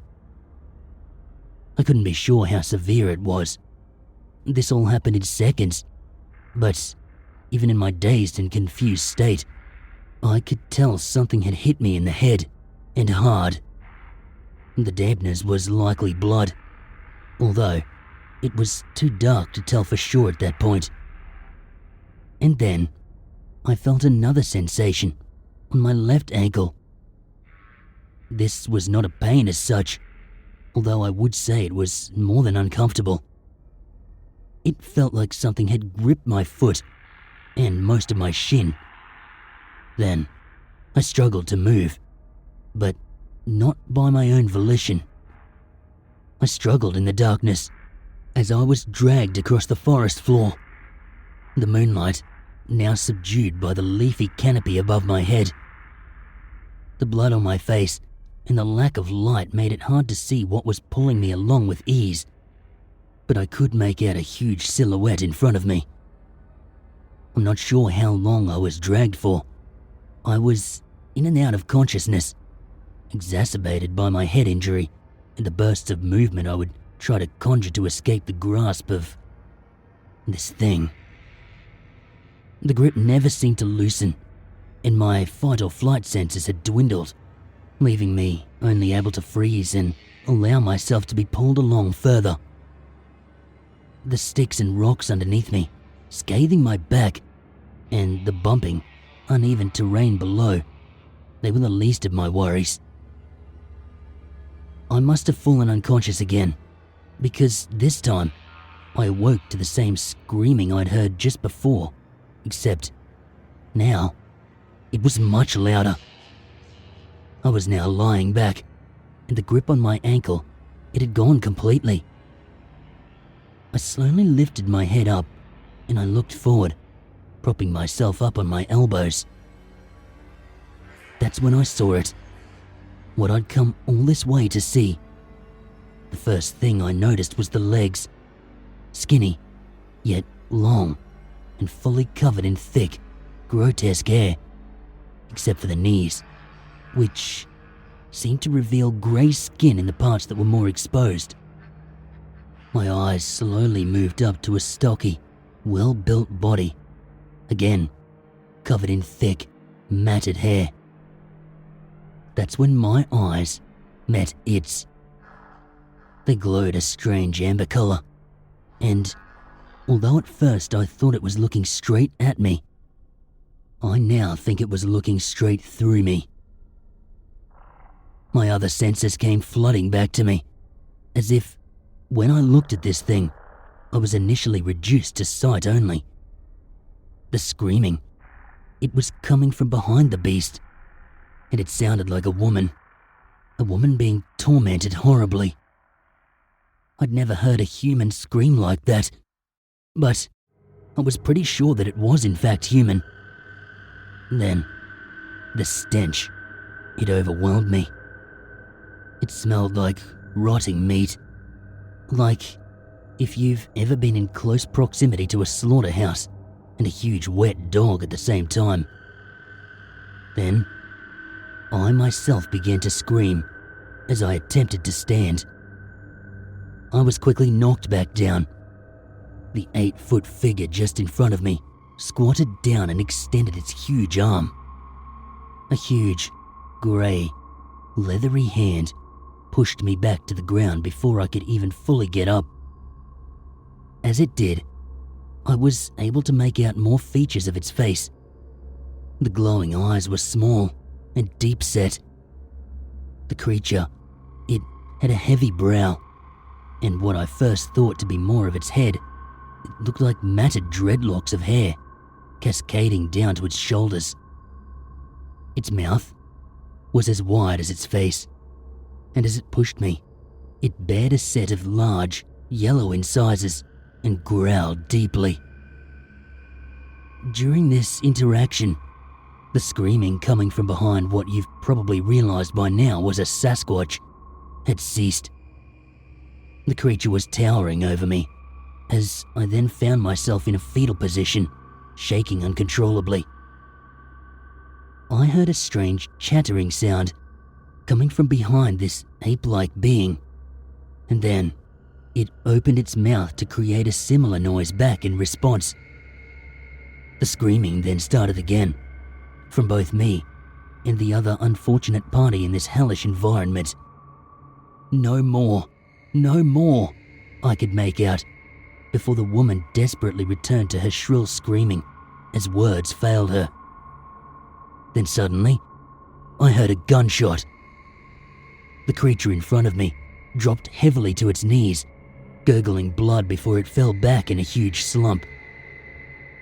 The strange man from before came back into view right in front of me, but just to the right.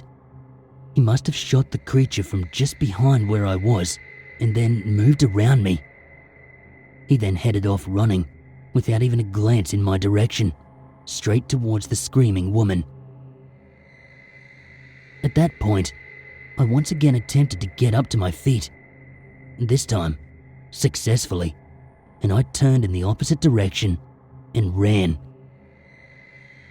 Even after running for what felt like half an hour, I could still hear that woman scream, along with a devilish, high-pitched whooping sound coming from that awful place.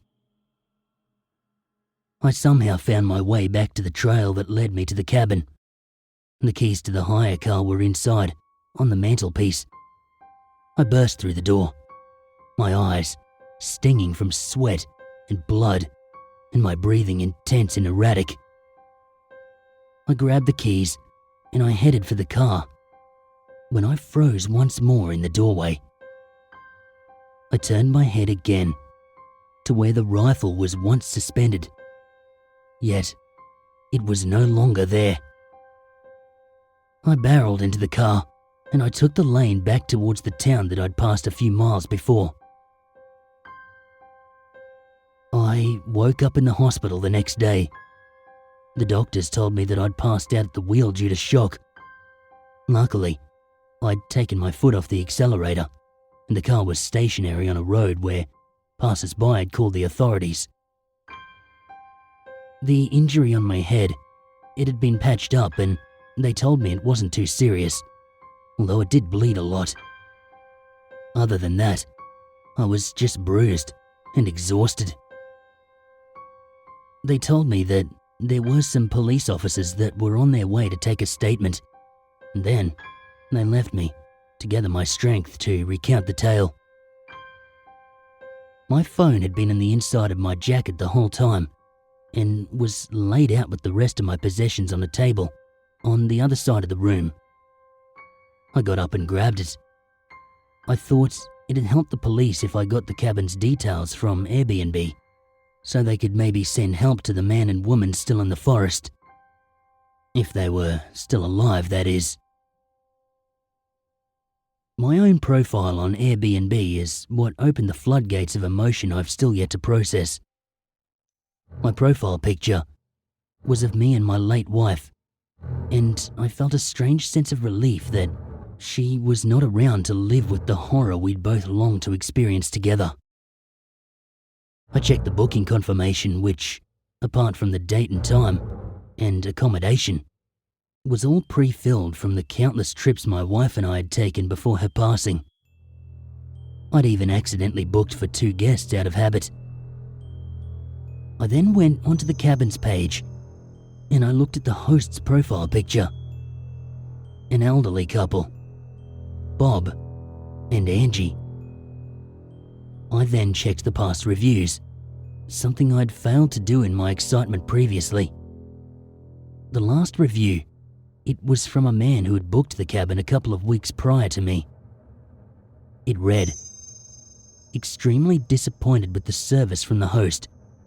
I booked the stay for me and my girlfriend, but a family matter stopped her from attending. When I arrived, the host asked me where the other guest was. When I explained my situation to him, he became very irate and aggressively forced me to leave. I now feel I understand what desperate measures Bob was taking to try and save his wife. I mean, I know I would go to extreme lengths to get mine back from the abyss. Maybe even if it meant offering some kind of messed up trade that resulted in someone else losing theirs.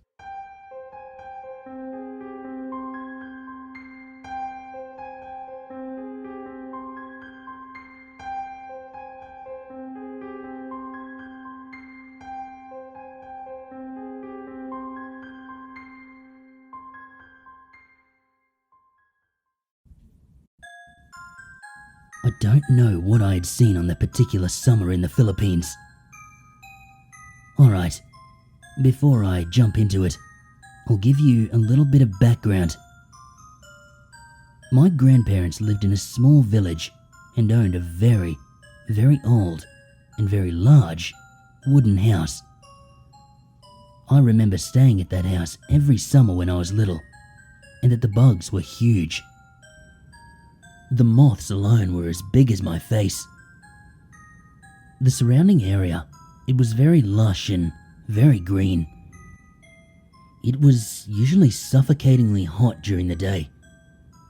At night, I remember the house creaking and moaning with the wind.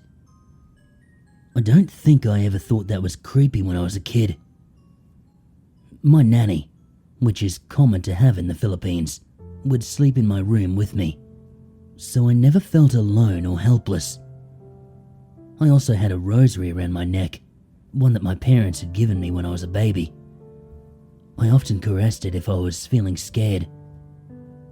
Anyway, there wasn't much to be afraid of. Crime was nearly non-existent in this small community. Everyone knew each other. Of course, since it was the countryside, houses and neighbours were pretty far apart. Okay, so this is where I bring up the bridge. I can't talk about everything else without first talking about that bridge. There was this small, simple, rust-red bridge, maybe 20 feet long, over a little dried-up stream. There was an overgrowth of weeds and plants that surrounded the bridge, and you couldn't really see it, not until you were near it. This bridge, it led to a very thick forest, and I was absolutely forbidden to go through it, according to my nanny anyway. The other details of it are a little hazy, but I distinctly remember its red colouring.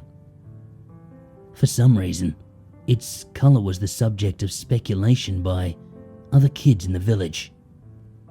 Tate said the bridge was made of iron, but it's rusted now, so it's not safe to cross. Bayani, the son of the local rice farmer, said. No, said Mildred, with wide, terrified eyes. My yaya said it was made by a bruja, and it's made of children's blood. I looked at Mildred and I said, I think your Yaya told you that because you're such a brat and she wants to kill you. I said this teasingly, and I swear that doesn't sound as horrible in Filipino. But she still gave me a reproachful look. I laughed and I turned to look at Lou, the quiet kid among us and the bastard son of a rice cake peddler, which, in the Philippines, is about the equivalent of a milkman. To my surprise, he spoke up. No, he said quietly. Nane said that it's a portal to the netherworld, so we should never go there. We all stared at him, surprised that he'd contributed to the conversation. Then, Mildred piped up. What do you know? You don't even know your father. Ha ha ha. She screamed with laughter. Bayani hit her arm and she immediately started crying. We rolled our eyes. We knew that it hadn't hurt her at all. When I heard my Yaya call out to me for dinner, I ran to her, and I remember the rest of that day was spent thinking about what Lou had said. Speculation about the bridge was usually about exactly just the bridge, but Lou had insisted that it led to something sinister, which caught my rapt attention. It wasn't the bridge itself that we should have been concerned about, but it was where the bridge led. He and I would sit at the start of the bridge, fearful to cross it, not because of possible danger, but because of what my Yaya would have done to us if she ever found out we did. Look, Lou said one afternoon. Do you want to see that? He pointed into the thicket. What? I asked, squinting to see. There's a path, he said. I looked harder.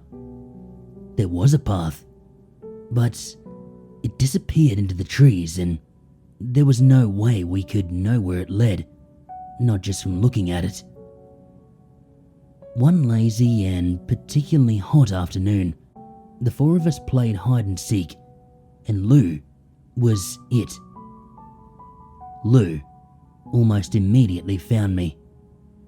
I was sitting in the overgrowth of plants near the bridge, my back to it. I knew I would find you here, he said in a whisper. I laughed. Why are you whispering? I asked him, amused. It was then that I noticed he was not looking at me, but looking past me. What are you looking at? I whispered, anxiously. I suddenly felt the heavy weight of dread in my heart, in my throat. It felt like it was closing up. He said nothing. His eyes were wide and unblinking, and the colour drained from his face. It was clear that his gaze was affixed to something, and I dreaded to turn around and find out what it was. It felt like the heat had become more intense, and the humidity, it soaked my clothes in cold sweat. I slowly turned my head to look at the bridge, but before it came into view, Lou grabbed my arm and started running. He was taller than me, and his legs longer. I felt like I hardly touched the ground. Lou kept running and running until we saw Bayani and Mildred just a few feet away. Suddenly, my foot caught on a rock and we tumbled. I absent-mindedly grabbed the rosary around my neck and I accidentally tore it off in my tumble. I felt my left ankle snap as I landed on it the wrong way. I dropped the rosary in my hand and I cried out in pain. What the heck are you guys doing? Bayani yelled as he and Mildred jogged towards us. At that point I was overcome with pain and Lou kept apologizing. Mildred ran to my grandparents' house to call my yaya. That night, I found out that I'd broken my ankle after the doctor came to our house. I remember being disgusted by the man. He was the tallest man that I'd ever seen, and also the palest. But he was very fat. I remember feeling his weight sinking the wooden floors near my bed as he examined my ankle. My hand instinctively reached for my neck in search of the rosary, but I remembered I had lost it in my tumble that afternoon. My grandmother invited him to stay for dinner, and he obliged. The doctor sat at one end of our large mahogany dinner table. My grandfather sat on the other end. My grandmother sat with my yaya next to her, and Lou and I sat next to each other. Lou was penitent all through the rest of the day and refused to go home. When my nanny called his mother, she was not home. "Of course he can stay with us," my grandmother said after my nanny asked her. My grandmother was a very gracious and kind woman. My grandfather was not unkind, but he was sterner, with a loud and boisterous voice. "So, doctor," he said at dinner, "you're new around here. What do you think of this place?"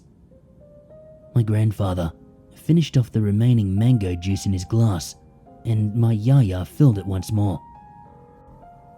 The doctor was chewing his food when my grandfather asked, and I could hear the food sloshing around in his mouth.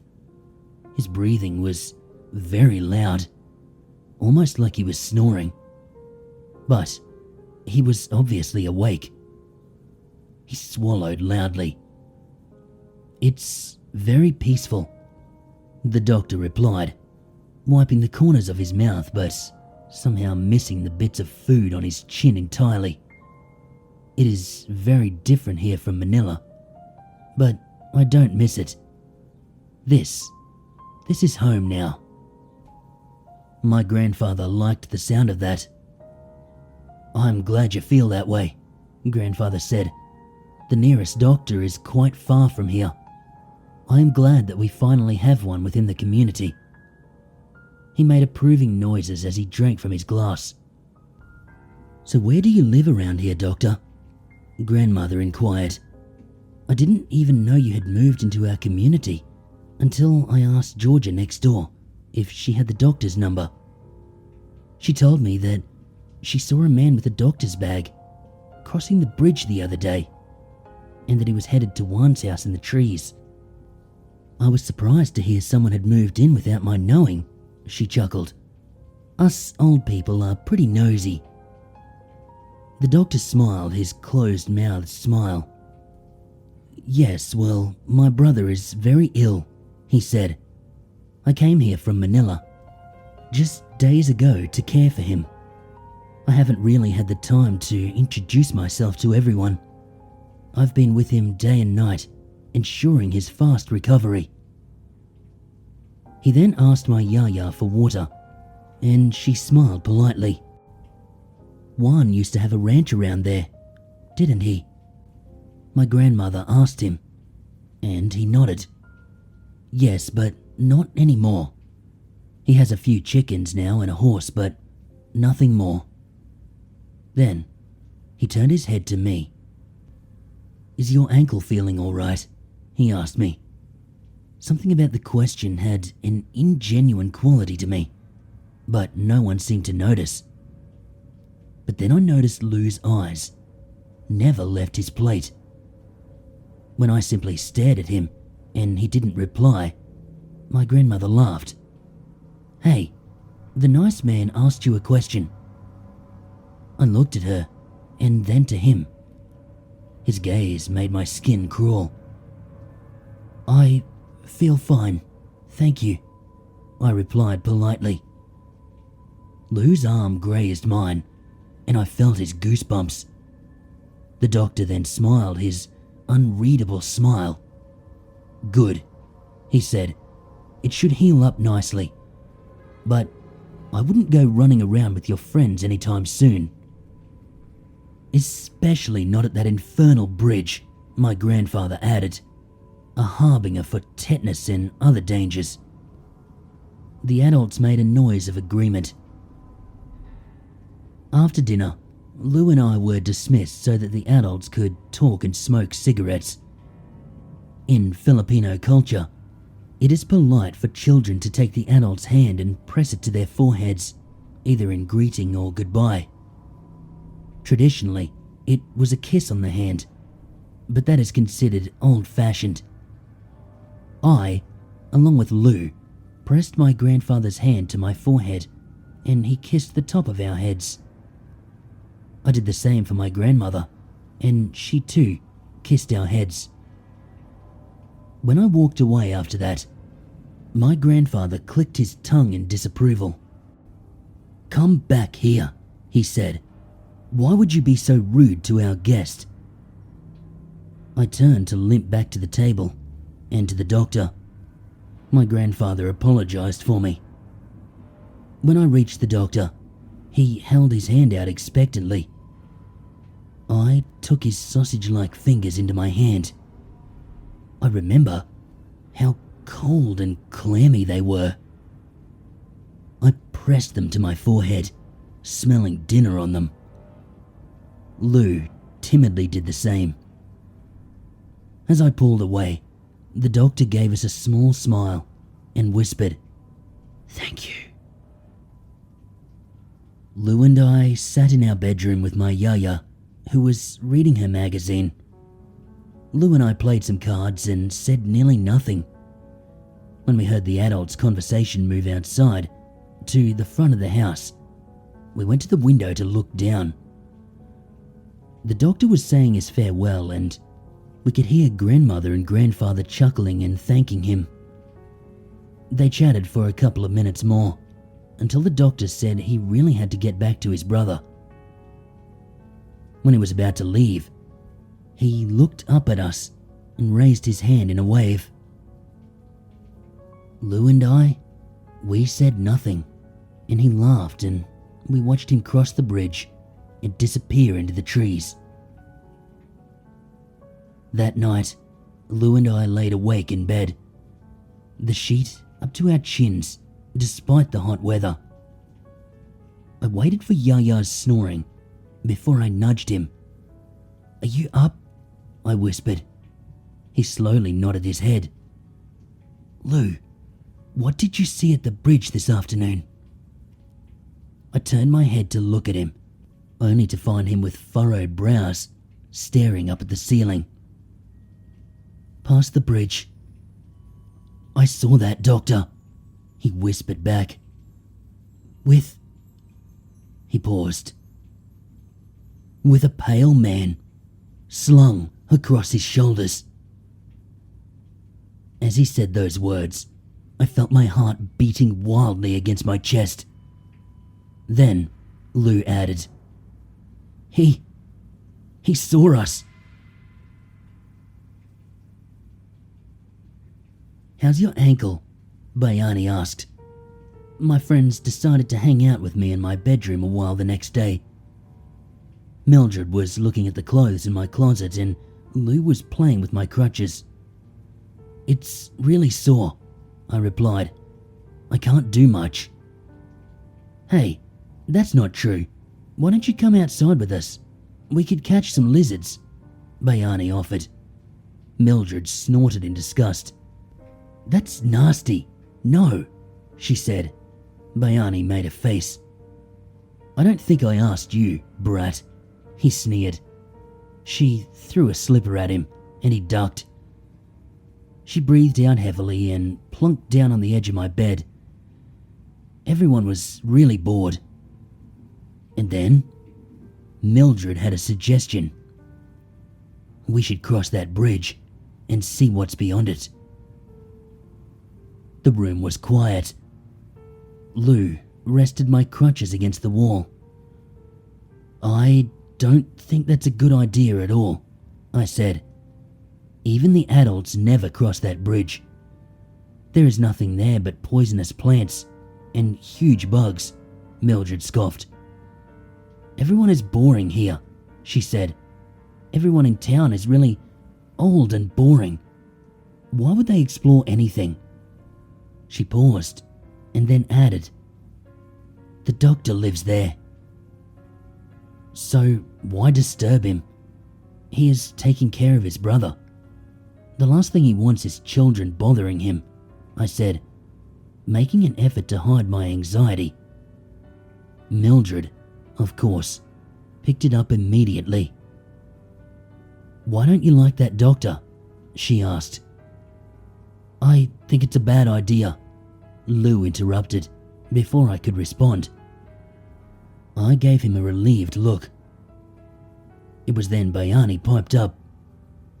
I think it's not as bad an idea. The doctor will not mind visitors. Anyway, we wouldn't stay there long. We would just visit. He looked out my window and to the bridge. But that bridge is dangerous, I said desperately. Bayani laughed. Okay, how about I ask my parents for permission?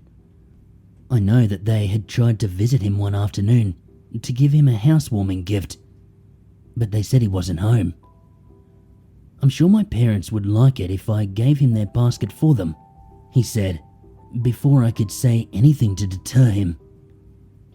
He said, come on, Mildred, let's go. And they left.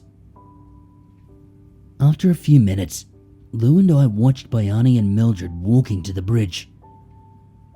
Why would his parents let him even cross that bridge? I said incredulously. Lou shrugged. Everyone sees the doctor crossing it. I guess it's maybe not as dangerous as everyone thought. We waited and waited for Bayani and Mildred to appear from the woods. In the first hour of waiting, I thought that things were going to be fine, and as my Yaya often told me, I was just imagining things. After the third hour, and as the sun was slowly disappearing, I worried. Lou had fallen asleep. Yaya would check on me every now and then, and I would tell her I'm fine, and she would leave me alone. Eventually, I fell asleep too.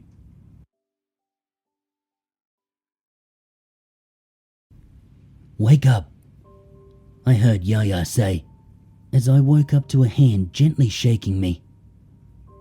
There she was, leaning over me, and she smiled and woke up Lou. What's happening? I asked confusedly. Lou stretched awake. Your friends are here, she said, and I heard Bayani and Mildred going up the stairs. I let out a sigh of relief. When they reached my room, Yaya left. Bayani and Mildred looked very excited. His house is beautiful, Mildred said. It's enormous, Bayani said. The two of them were excitedly talking over each other, describing the doctor's house. When I asked if there was anything weird they noticed, they immediately shook their heads. Then, Mildred said, well, there was one thing, she said. There was this really bad smell coming from the upstairs towards the back of the house. As she said that, I felt a pit in my stomach. And I thought it was weird that he wouldn't let us see the backyard. He said there was a lot of junk there that needs to be cleaned up, Bayani added. Why did you want to see his backyard? Lou asked. Bayani shrugged. I wanted to see the animals, he said. And I remember Father telling me that the stream came from the mountain and near Mr. Wan's house. I wanted to see how far the stream reached. He shrugged again. Stupid, since the stream is dried up, Mildred chided. I ignored her comment. Did you see his brother, Mr. Wan? I asked them, and they shook their heads. He's sick, and the doctor said that he needed his rest, Bayani said. Why would we want to see a sick man anyway? The house was so beautiful. We didn't really care, Mildred said. The rest of the conversation was about the grand piano in Mr. Wan's house, the tall ceilings, the echo, etc. The next day, it rained heavily. The rain in the Philippines, it can be such a heavy downpour, and the rain on that day was exactly that. The rain was so heavy, everything looked like a blur. The trees, the other houses. There was a blackout, and we had to use candles. I remember sitting at my bedroom window, just looking out towards the bridge and the trees, but it was impossible to see. I don't know why I stared at it. I just felt like maybe the doctor would appear suddenly as a large demon screaming towards our house and ready to eat me. Even though I knew that was a ridiculous imagining, I couldn't look away. The rain stopped, sometime in the middle of the night, I think. I remember being awoken by a different sound from the crickets, not like the nighttime birds. I sat up in bed and I listened carefully to distinguish the sound. It was the sound of water, but not rain, more like a stream. I hobbled over to the window. "What are you doing?" my Yaya asked sleepily. She walked over to me and looked at what I was looking at. "Oh my goodness," she exclaimed. "There is water under that bridge again." The next day, people used the stream for everything. Drinking water, washing clothes, bathing. Then, after a few days, the water seemed to turn rancid, and suddenly, the people who used the stream got very sick. When someone's young child died, there was an uproar. "We have to know what happened to this water," the child's mother said, and others agreed. "Where is the doctor? Why has no one called him?" another cried. Among the din of outraged protests, Mildred spoke up. "Bayani and I tried to visit him yesterday, but the ground was too muddy and slippery. From where we stood, it didn't seem like anyone was home anyway. But the other doctor is 2 hours away. We need the doctor." Everyone was yelling angrily and desperately until the barangay captain, the elected official of the community, spoke up. "Let us go to Mr. Wan's house and see the doctor." Everyone shouted in agreement, and, like a mob, they walked into the thicket. I couldn't go with them because of my injury, so this is how I remember Lou described the events that followed to me. There was an awful smell of rot that had started at about 20 feet from Mr. Wan's property. The ground was muddy and slippery from the rain, and it was a difficult hike that the older people stayed behind. But Lou, Bayani, Mildred, my grandparents, and all the other people, they trekked onwards. He said that as they approached the property, the smell was so putrid and rotten that he felt a sharp sting in his nostrils. At some point, Mildred went to stay behind with the old people. When they all reached Mr. Wan's door, they banged on it, but no answer came. They banged and banged and banged on it, but again, no answer. Impatient and angry, they all went around the house to see the back. They saw the stream. It was almost a full river. It was running forcefully. But then, they found the source of that terrible odor. There was what looked like a horse, lying on its side, in the stream.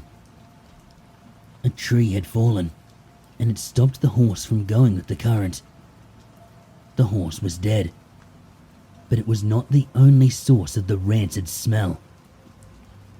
In the stream, dead chickens lay near to the horse, just stewing in the water, rotting. Some people retched at the sight and the smell of rot. Lou said that when he and grandfather and the barangay captain closed in on the horse, they immediately noticed something extremely odd and unsettling. The horse and the chickens and a few stray dogs that laid in the water, they were all dried up. As in, they looked deflated and dry. Lou had a hard time explaining it. Another thing they noticed was that all the dead animals had their throats slashed, but there was no sign of blood anywhere. Confused and outraged, Lou said my grandfather stormed to the back door of the house and broke a window. He opened the door from the other side, and again, the rancid smell filled their nostrils. But this time, it seemed to come from upstairs. Lou and Bayani entered the house with my grandfather and the barangay captain, as well as a few other men. But they told the two children to stay at the foot of the stairs. The men went up, footsteps echoing.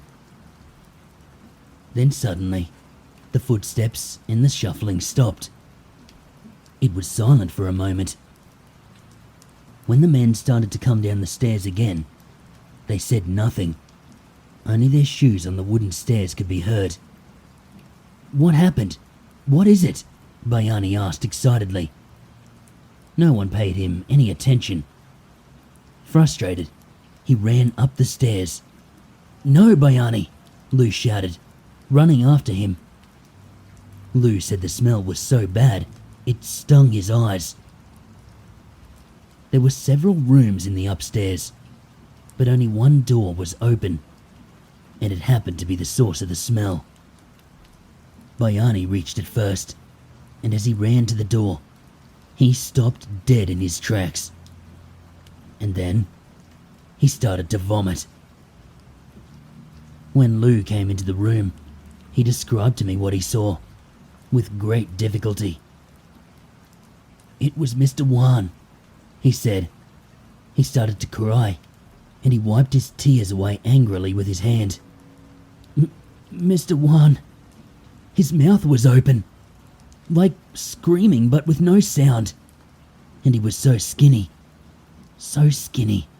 his skin clung to his bones. He was so pale, and the maggots, flies." He cried fully then.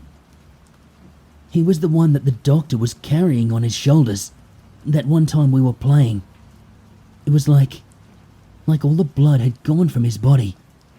His throat, it had a large cut on it," he sobbed.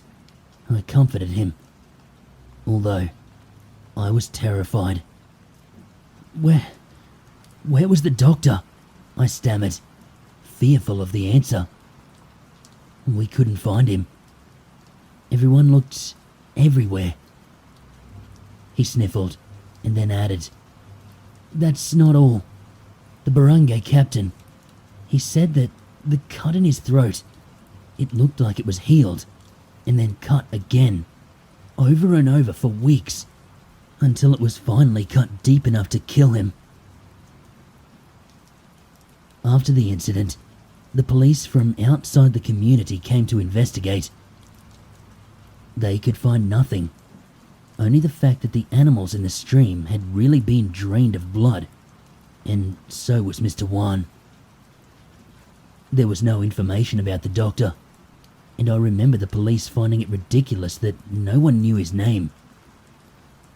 "We simply call him Doctor," my grandmother once told them when she was questioned.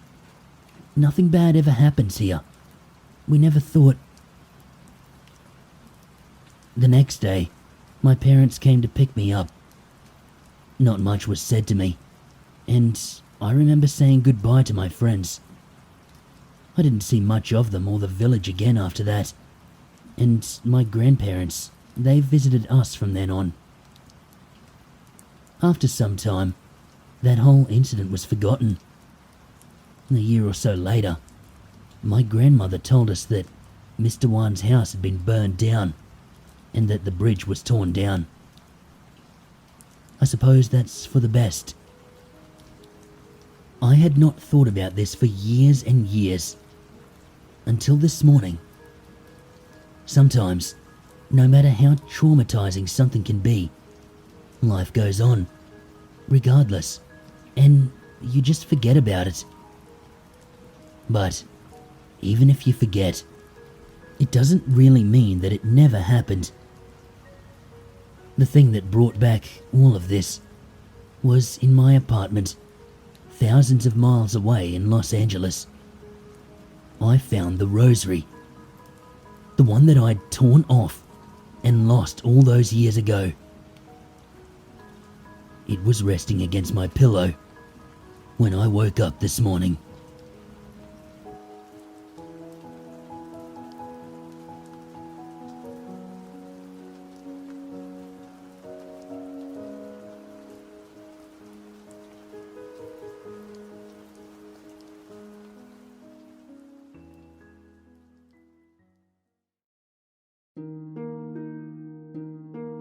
With nearly 200,000 kilometers of highway across India, it's not uncommon that quite a few of them hold a reputation of being haunted. Every state, and there are 29 of them, boast at least a handful of highway stretches where locals will discourage you from travelling late at night, or stopping for gas, or offering lifts to strange, lonely people walking by the side of the road. In other parts, superstitious practices have taken grip, mostly to please the gods that protect travellers, but also to placate the angry spirits. You are told that it is essential that you stop by the large mound at the fifth turn down the Kasara Gut and offer your prayers before driving on. Or you are told that you must keep driving on the Eastern Expressway even if you hear your name being called out to you. Or a simple advice of not carrying any meat in your vehicle when driving the Kaseti Road.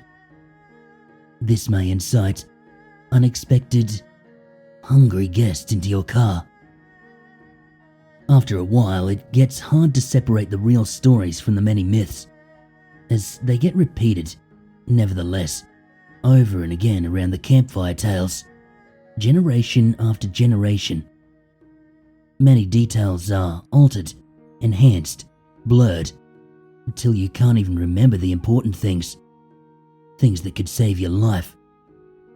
Such as, when driving down the long, dark and lonely stretch of Bata Road, was it a woman dressed in white that you had to watch out for?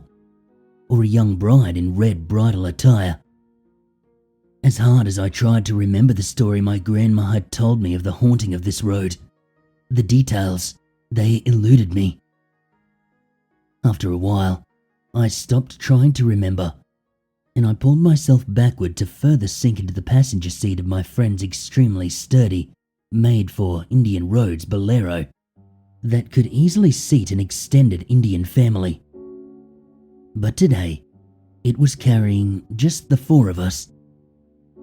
My childhood buddies, Hitesh, who was driving, and Bobby and Sonny, who were dozing in the middle seat. Our luggage took up some of the space in the seats at the very back. The four of us were on our way back from the wedding of another of our childhood friends. The reception had been held in a remote farmhouse deeper into the rural heartlands of India. The newlyweds were obsessed with connecting with their tribal roots, far away from the urban hustle their families had embraced a few generations ago.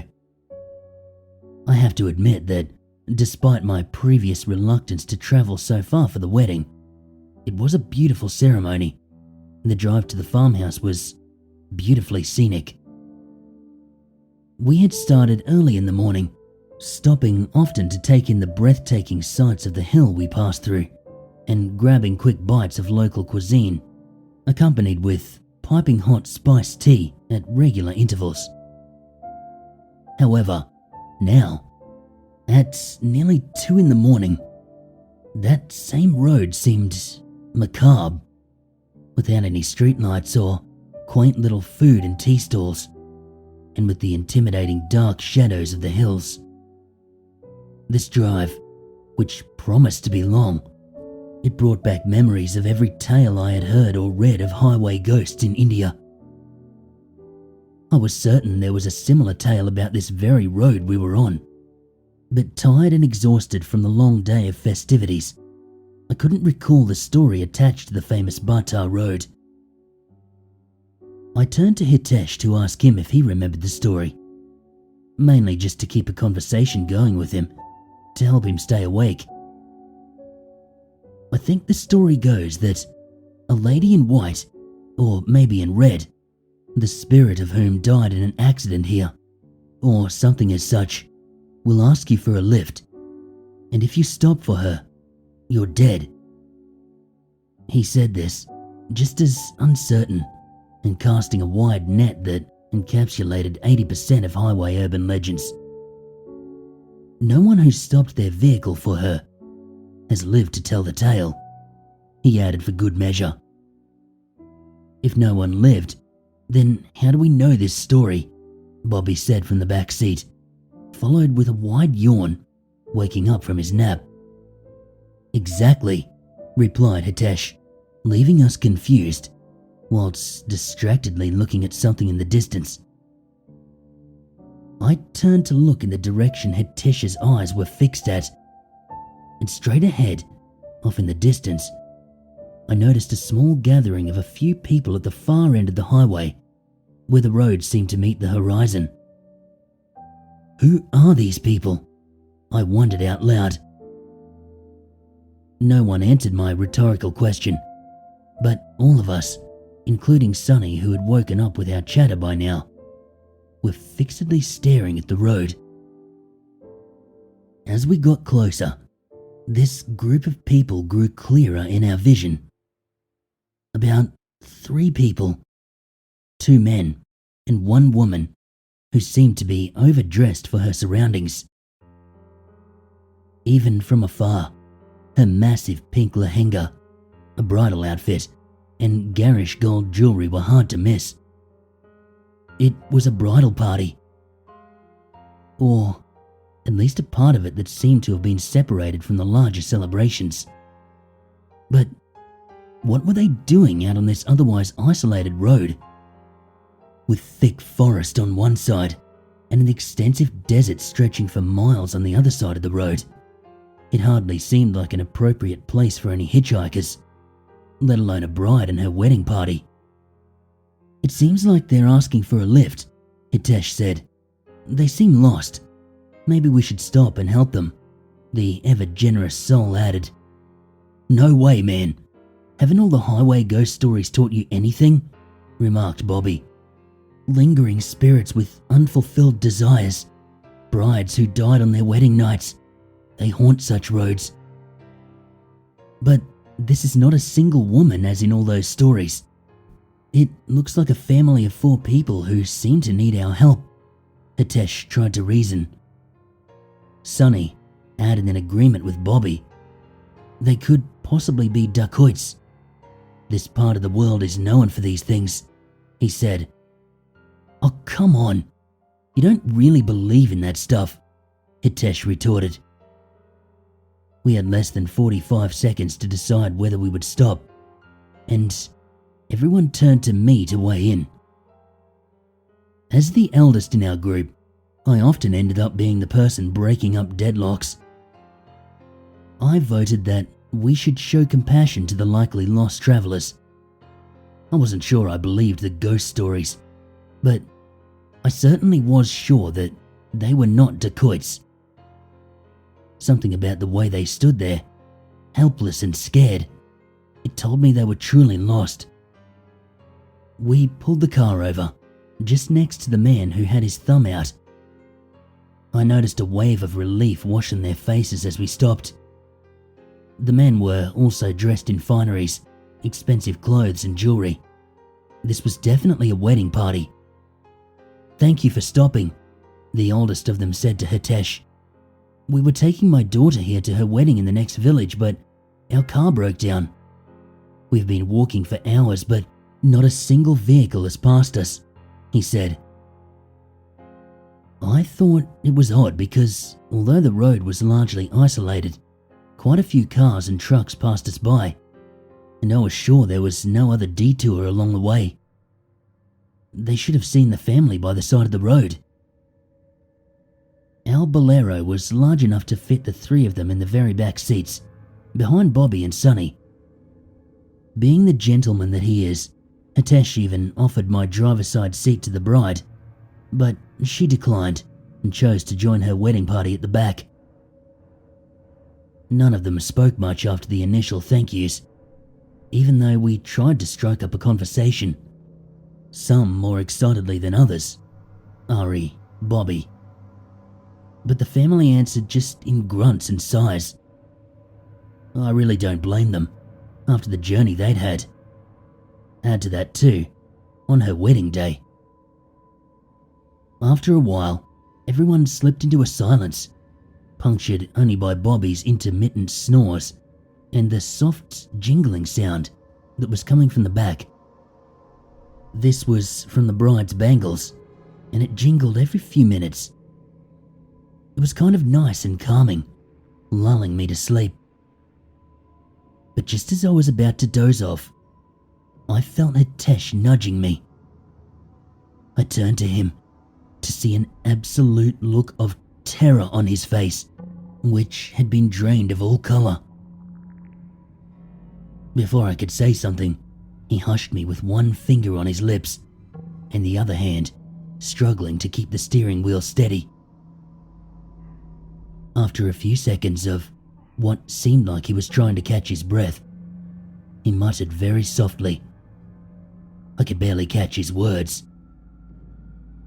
"Don't look back." The rebel in me was tempted to turn around and look behind me immediately, but the fear that was dripping in each syllable of Hitesh's warning had chilled my bones. I was frozen, and I looked at him for more explanation, but he kept his eyes fixed on that road, wide open and filled with a terror that I struggle to describe in words here. I followed his gaze, and there, on the side of the highway, getting closer by the second, stood a group of 3 villagers. Among them, a bride in pink lehenga, thumbs out. As we drew closer, I could see their faces. It was the same 3 villagers who we had picked up, who were supposedly sitting in the back seat. Extreme shock and horror swept through my body as I watched them smiling eerily, lips stretching from ear to ear. I was terrified, but I could not look away. And just as we passed them by, I heard the sweet, soft sound of bangles jangling in the back of our vehicle.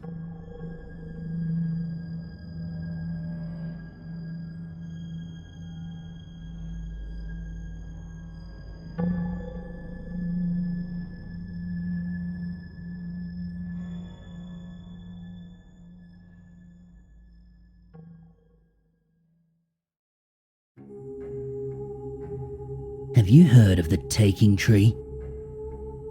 It's far more gruesome than the giving tree, and I suppose the moral is too. I grew up in a village in England, just on the border of New Forest. That forest was my playground as a child. We'd play hide and seek between the ancient beeches and oaks. Trees so old that they'd seen dozens of generations of children duck behind their trunks for centuries before me. About 20 years ago, I was playing such a game with my twin brother, Thomas, and the Rooney boys. Morning fog had rolled in from nowhere, and suddenly I was wanting to be found. I lost my bearings quickly. The entire forest, it suddenly looked the same. Skeletal branches, rotting logs, a blanket of crunchy oak leaves that the foggy dew had now softened to silence my steps. My mum had always told me to sit tight if I got lost. That's the most likely way to be found, she said. I was smart for a 10-year-old, or so I thought. I stopped stumbling and I sat myself down, my back braced against a mossy oak trunk. I did what any kid would do to pass the time, and I started picking at the carpet of moss. After pulling off one handful in particular, I froze. Under the moss, there were axe marks in the tree. The wood past the bark, where the axe had notched the tree. It wasn't fresh and blonde. The markings were old, ancient, and they sent stories spinning into my mind. There's a legend in New Forest, one that's been told for countless centuries. There lies a tree in these woods, one that can grant nearly any wish. If you asked it for gold, jewels, or even love, it would happily return these things. But the tree was a trickster. You see, nothing it gave you was conjured from thin air. If you wished for gold, it was taken from someone else. You may now be wealthy, but a baron might come looking for your head. Story has it that a man once asked for the crown of King Edward II. His wish was granted, but a fortnight later, the English army broke down his door and pulled him apart with horses. But drunks and foolish men, they didn't seem to understand. They took the risk. They asked the tree for wealth, for power, for vengeance. One day, a group of villagers ventured into the woods with axes, determined to put an end to the circus. They planted their feet, hefted their axes, and swung. But it was one of the last things they ever did. The tree could infect your mind, sink its teeth into souls. It's how it stole gold and murdered noblemen. Legend has it, its pollen would infect the brains of a host. So, when these men swung their axes, they only got one notch. After that, they swung for each other's necks. Nobody ever dared touch that tree again. But what they did do was make it near impossible to find. They destroyed the trail that led to it. Decades passed, and the tree became legend. Nobody cared enough to find it in an expansive forest. It was a needle in a haystack. And just like that, the tree had fallen into fable. Until I pulled that moss off its trunk. I looked up at the tree. Fog blew through its branches. "Are you the taking tree?" I asked nervously. There was no response. I let out a sigh of relief, and I looked back down to the forest, waiting for Thomas or one of the Roonies to appear. But then, something caught my eye. The moss on the trunk of the tree, it was glowing red. I crab walked backwards in a panic and stayed staring at the scarlet light. Several seconds passed, and I crawled forward, peeling away another sheet of the heavy moss. There were words glowing on the trunk of the tree. The way the letters shone and glimmered, it was kind of like the stenciling on the One Ring when Gandalf pulled it from Frodo's fire. I stared in disbelief as I read. The words were in older English, Shakespearean. "I giveth what thee wisheth, glowed in the letters. My heart was pounding in my chest now. A nervous excitement rolled through my stomach. This couldn't be. This could not be. Oh, but it was. I thought about just running away, but I couldn't. This was too good of an opportunity. I knew the tree was a trickster, but I was smart too. Or so a 10-year-old was liable to think. I'd have to play it safe. Small asks. Things that, if they went missing, no one would even notice. There was this boy in school, a few years older than me, Ralph Wilder. He was a bully and a son of a bitch. He wasn't a big kid, feeble and bird-boned. Apparently, his family was English gentry and had been teased out of his private school for jokes about him being inbred. He always had the nicest things: toys, clothes, games. I stared at the trunk of the tree, and before I knew it, I was wishing. I want a bicycle. Ralph Wilder has the nicest bike in the village, and it sure would be nice to have one like it. The red letters faded before appearing again. Then thee shalt owneth. I heard my name, shouted from deep in the foggy forest. I stood and brushed off my legs. "Coming!" I yelled as I jogged away. My head was turned over my shoulders as I watched the letters fade and the trunk return to grey. The next morning felt like Christmas. With a tinge of anxiety, I snuck from my bed before my parents woke up, and I went to the back. There was nothing in the yard, but then I saw the door to our shed was open ajar. I walked, quite skeptically, towards it, and I pulled the door the rest of the way open. There, leaning against the wall, was a gorgeous 3-speed. I had never seen Ralph ride it.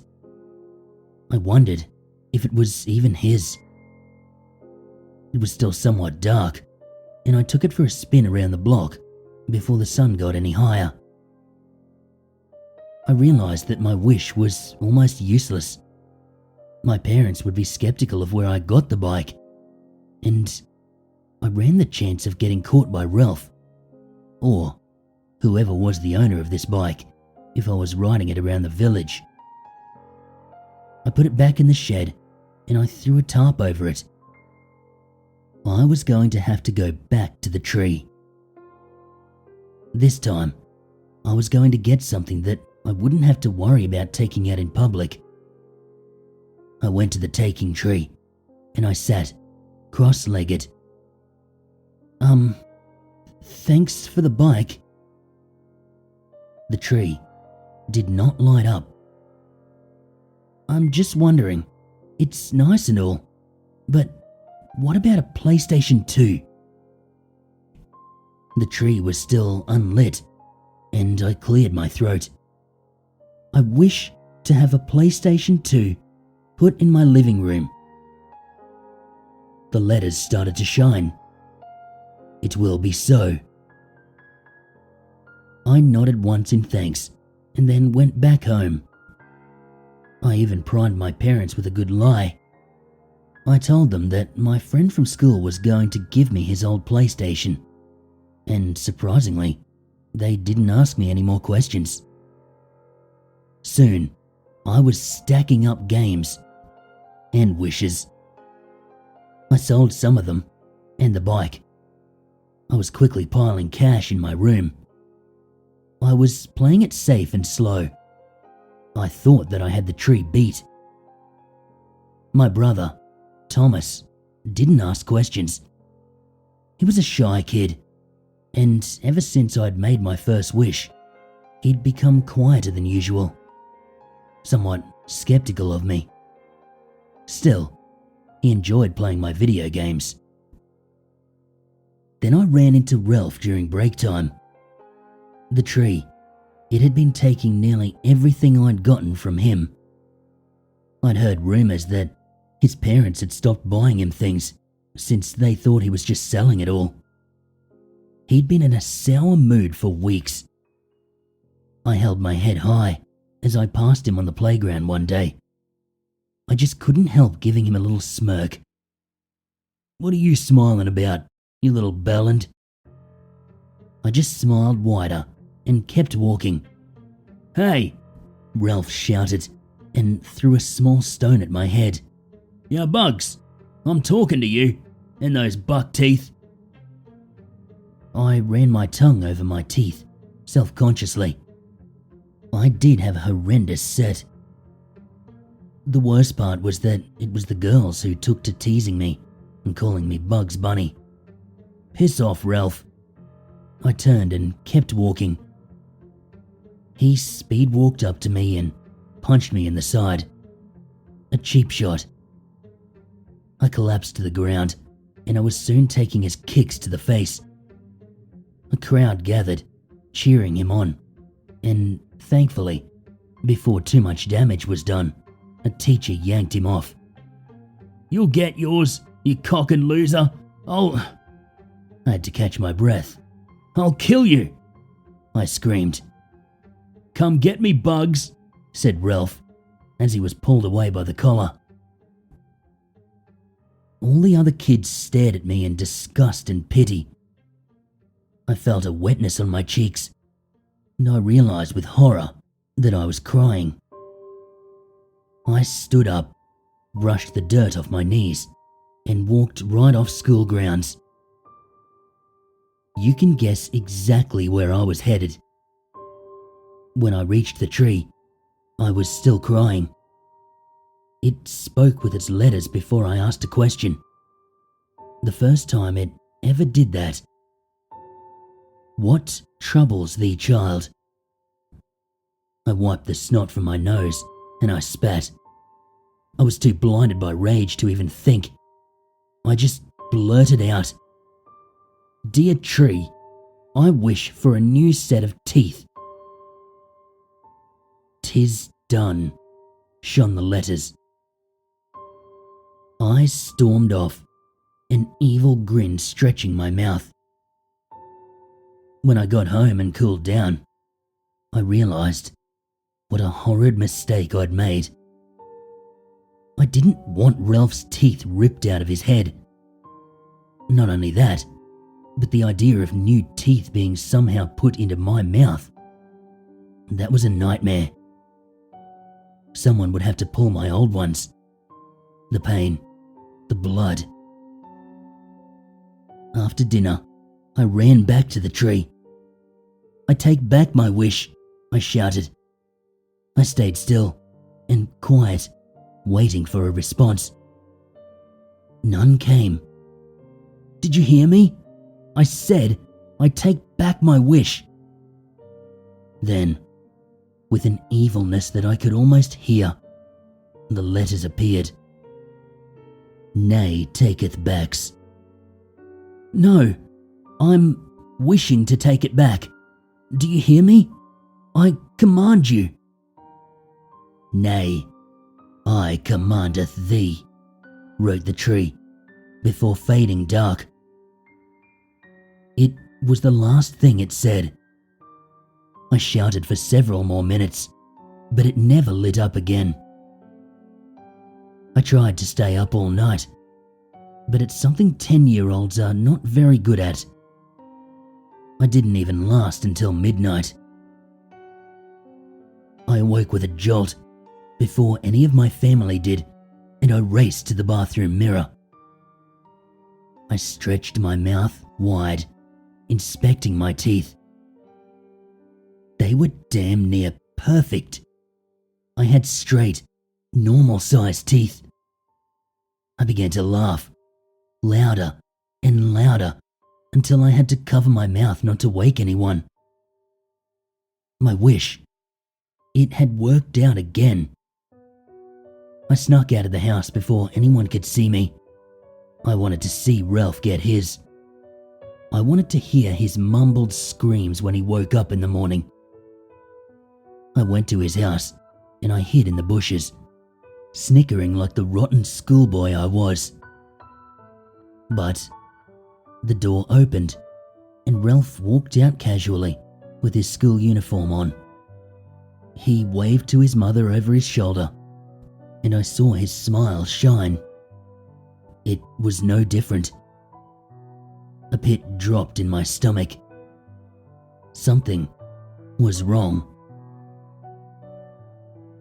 When Ralph was out of sight, I took off towards New Forest. 20 minutes later, panting and out of breath, I was at the tree. "What's the trick?" I shouted. "What did I have to do to get these?" pointing at my mouth. The trunk began to glow, but this time there were no letters, just an arrow pointing up. I snapped my head to look toward the top of the tree, but nothing caught my eye. I walked forward, cautiously, and suddenly I froze. I saw a small, limp hand on the other side of the tree. It was stained with dried, brown blood. The arrow was not pointing up, it was pointing to this. I walked closer. The blood left my face and was replaced by a cold terror that prickled my skin. There, slumped against the stump of the taking tree, was my brother, Thomas. His mouth was slightly open in a toothless smile. In his hands, he held pliers. He'd bled to death, pulling his own teeth out. "No!" I screamed, dropping to my knees. "No, Thomas!" "Why?" I screamed at the tree. "It was Ralph. They were supposed to be from Ralph." The bark began to glow, and the tree revealed its trick. "Thy twin's teeth fitteth best."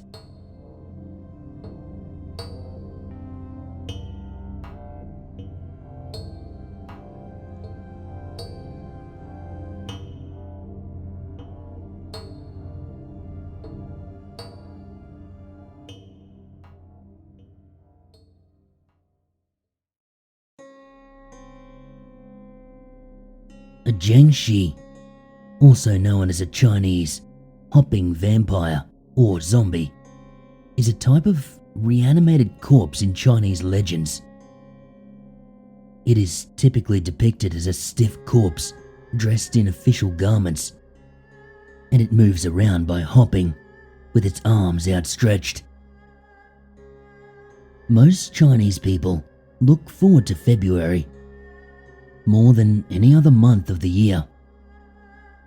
This is because it just so happens to be Chinese New Year, and it is customary for families to get together, to eat dinner together and celebrate a week during and up to Chinese New Year.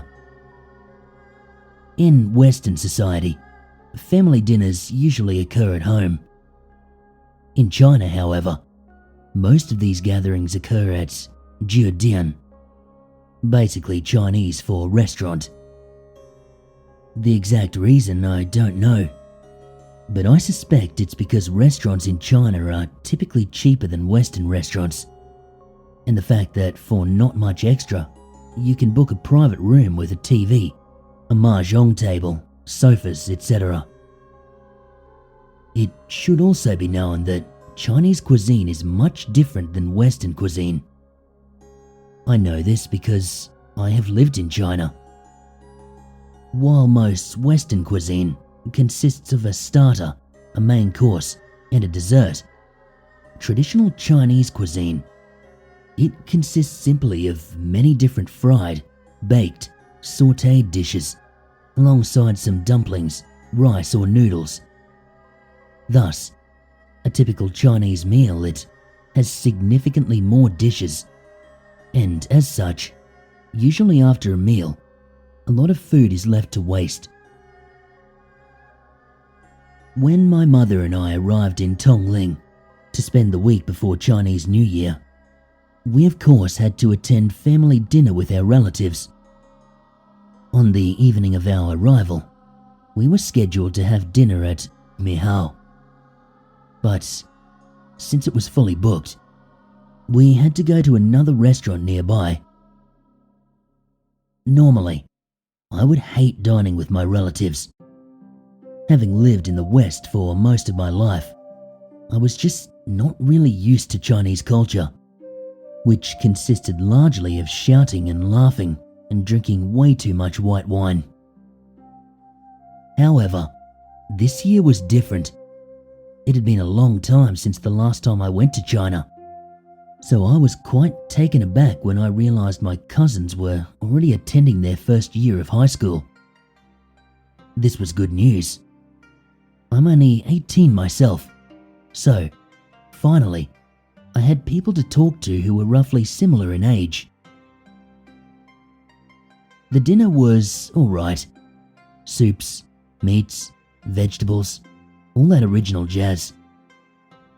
Me and my cousins, Andong and Zuquang, we finished our meal before everyone else was even half full. We quickly found out that, without a phone and limited space, we really had nothing to do after we finished. We ended up just catching up on current events with each other, and we waited for the adults to finish eating and talking. Now, I should mention, a lot of food was wasted that day, but that's typical. We said our goodbyes and me and my mother went to stay at my grandmother's, while everyone else went back to their homes. The next evening, we booked at MeiHua again, and this time, we were successful in securing a room. The thing about MeiHua is that it is absolutely huge. It's actually part Jiu Dian, part Neogan hotel. So, there were a total of 6 floors, not including the basement and garage parking, instead of the conventional 3-floor setup. My cousins and I, along with the rest of our relatives and close family members, we all met there at about 6 p.m.-ish. The older people played cards and my cousins and I watched a Chinese war movie. Eventually, the waiters brought all 20-something different dishes on the table. Oddly enough, the food we ordered were roughly the same dishes and they tasted roughly identical to the ones we had had yesterday. This kind of bothered me more than it should have. Andong and Zuquang finished before everyone else. We first started playing with some simple games, just to pass the time. And when we got bored, I came up with the idea of playing hide and seek. So mature, right? My cousins loved this idea, and we quickly set out some ground rules. Number 1, absolutely no going into any room other than our own. Number 2, no going outside MeiHua. Number 3, no hiding in the girls' washroom. And number 4, the seeker must count for 30 seconds in the original room where dinner is taking place before seeking. We played rock, paper, scissors to determine the seeker, and for the very first round of the game, Zuquang lost and became the seeker. This left Andong and I to hide. Trying to be the older and mature cousin, I listened to Andong and followed wherever he went to hide. But I quickly realized after the 3rd or 4th round that he just likes to stay in the second or main lobby. This got really boring really quickly, and pretty soon, I was tired of always being caught. On the 6th or 7th round, Andong was the seeker, and I managed to convince Zhu Kuang to hide in the 4th floor. We took the elevator together to get to the 4th, and we realized soon enough that the 4th floor was simply the Nirguan part of MeiHua. Since there were not many places to hide, we went back inside the elevator and we tried to take it all the way to the 6th floor. I say tried, because no matter how frequently or how hard we pressed the number 6, the elevator only took us to the 5th floor. It was programmed to only go to the 5th. Whatever.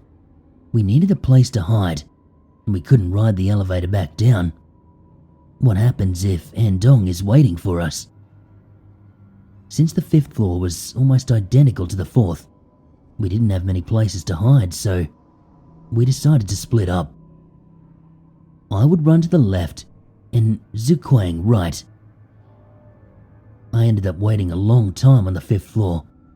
As a matter of fact, I waited about 10 minutes. Just when I thought Andong had pussied out, I heard rapid footsteps coming in my direction. I panicked. After finally getting to the 5th floor, no way in hell was I going to get caught. I sprinted to the end of the hallway, and quickly I came to a dead end with an open window that seemed to lead outside to the roof of MeiHua. The footsteps were approaching closer and closer, and me taking my hide and seek seriously, I climbed out of that window onto the roof of the 5th floor to avoid getting caught. The view sucked. I saw a bunch of dirty apartments. I saw the main road nearby and other things. But most importantly, I saw no place to hide. However, I did see another open window somewhere to the left of the roof, and I figured that if I didn't climb through it, Andong would surely find me, and I was not going to let that happen.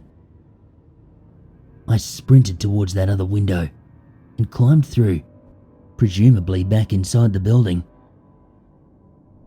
Inside was pretty dark, faintly illuminated by a few dying light bulbs. There weren't any rooms, only a staircase in which, without thinking, I sprinted up. At the time, I hadn't realized I had arrived at the 6th floor. I did realize, just briefly, that the 6th floor was just another Nirguan floor. However, it was different from the others.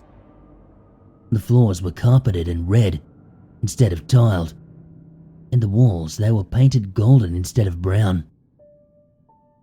The only thing that remained similar between the 4th and 5th and the 6th was that they all had the same wooden doors, just with different numbers. As I was running down the hallway, past the rooms of the 6th floor, I felt adrenaline and anxiety. Adrenaline from the realization that I still heard footsteps behind me, that Andong had somehow grown a pair of balls and was chasing after me, and the anxiety after I realized that the 6th floor was completely deserted. However, Andong was chasing after me, and I ended up running all the way until I reached a dead end, and also room 673, the last room of MeiHua, and the last room of the 6th floor. I couldn't really quite hear Andong anymore, but I knew that he was coming in my direction, and I knew that he was going to catch up anytime soon. And thus, in the spur of the moment, I decided to break rule number 1. I entered room 673. I closed the room door in front of me, and immediately I pressed my ear against the room door, listening intently for Andong's footsteps. Have you ever felt true terror? I can't describe it. Those of you who may have come across a near life and death experience You may have felt this a little bit, but even then, I guarantee you, you have not felt the fear that I felt in that moment. I felt true terror when I realized that 673 wasn't locked. Shouldn't hotel rooms be locked? And instead of hearing footsteps, what I heard was a faint slurping and chewing sound. It reminded me of the sound that my dad made when he came home from work hungry one day and just stuffed his face in rice. I froze, and I continued to listen to the sound of something hungry. Eventually, after what felt like hours, I turned around. And there it was. It was tall, probably 6'1". It had a humanoid figure with long arms and comically large hands, and about 5 long and bony fingers attached. It was bent over a large bucket. I couldn't really see its face at the time, but it was wearing a blue silk robe with golden patterns, and it wore this Chinese hat that resembled something from the Ming Dynasty. It continued eating until it finally must have noticed that it was not there alone. Because right then, this thing stopped eating and darted its head in my direction, like it had been caught stealing, and it stared straight at my face, all while still hunched over. Its skin was unnaturally white, not even albino white. Its skin was paper white, and for its height, its head was way too large, and it was perfectly spherical. Its eyes, they were 2 perfectly circular dots of pure red, and this thing's mouth, it looked identical to what a 6-year-old would draw on a stick figure.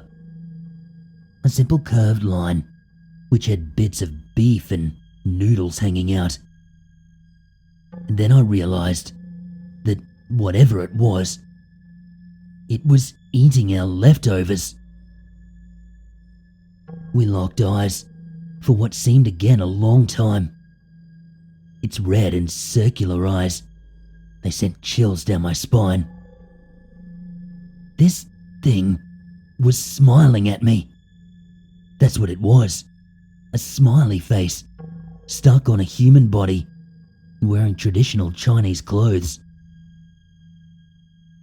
It then stood, perfectly vertical, and it stuck out both its arms parallel to the ground, as if ready to push something. And then, it hopped towards me. Something must have kicked in, because I pulled open that door and I ran as fast as I could down the hallway. It was surprisingly fast, considering that it was hopping. I continued to run down the hallway, eventually hiding in the stall of one of the abandoned men's washrooms. I expected to hear the hopping sound, but instead, I heard footsteps run past me. My heart sank. In my moment of terror, I forgot that Andong was still chasing me. I heard his footsteps quieten as he ran towards 673. Shortly after, I heard a blood-curdling scream and the sound of bones breaking and flesh tearing. I ran out of that washroom stall, crying in fear and crying in guilt for letting Andong get caught by that thing. I ran and I cried down the stairs that led to the 6th floor. I ran and cried, climbing through the window into the 5th. and I ran and I cried all the way back to our room, where I was met with startled looks. I blabbered out about everything, about the monster, about its red eyes and its creepy smile. I blabbered about how it chased me down the hallway and how it had eaten Andong. And then I saw Andong, sitting on the sofa, staring at me. I let out a sigh of relief and I rushed over to give him the biggest hug of my life. I cried into his arms and I told him how happy I was to see him alive. It took a very long time for everyone to calm me down. Eventually, when I did, I urged my mum and my grandma to leave right then. Whatever the thing was on the 6th floor, MeiHua was hiding it. They were feeding it our leftovers. I asked Andong how he got back to the room before me, and he told me he never went to the 6th floor. He said the elevator didn't go up that high. He said that the main staircase didn't go to the 6th either. He said that he only went up to the 5th. He said he got bored looking for us. And he said that he was in this room 10 minutes before I arrived. Before I could even piece together what I'd heard, everyone stood up and said goodbye to one another. And then I heard one of the relatives ask, and I will never forget these words in my life, "Where is Zuquang?"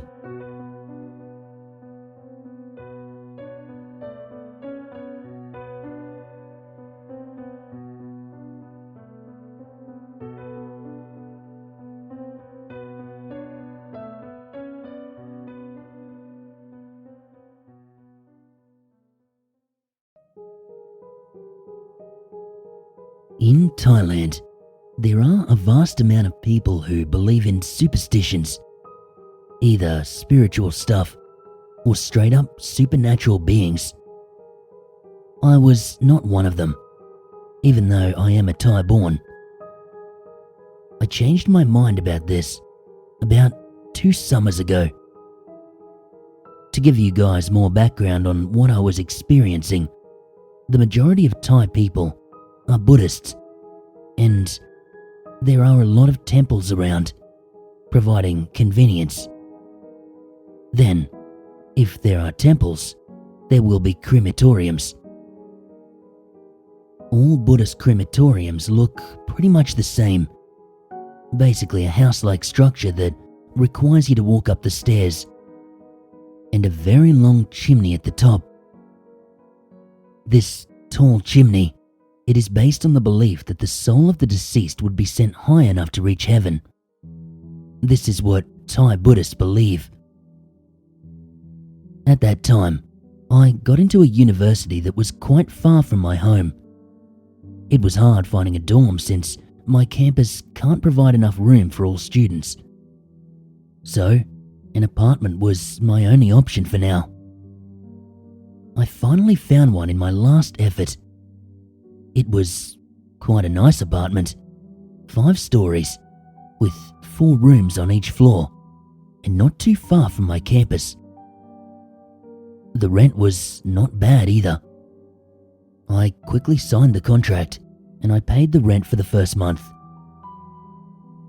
The owner of the apartment also lived there on the ground floor.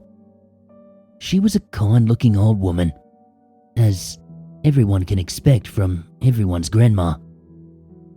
She told me that I could contact her if ever I needed anything. She would be here at all times. My room was on the 5th floor and at the end of the balcony, which meant that I would have to walk past every room to reach mine from the stairs.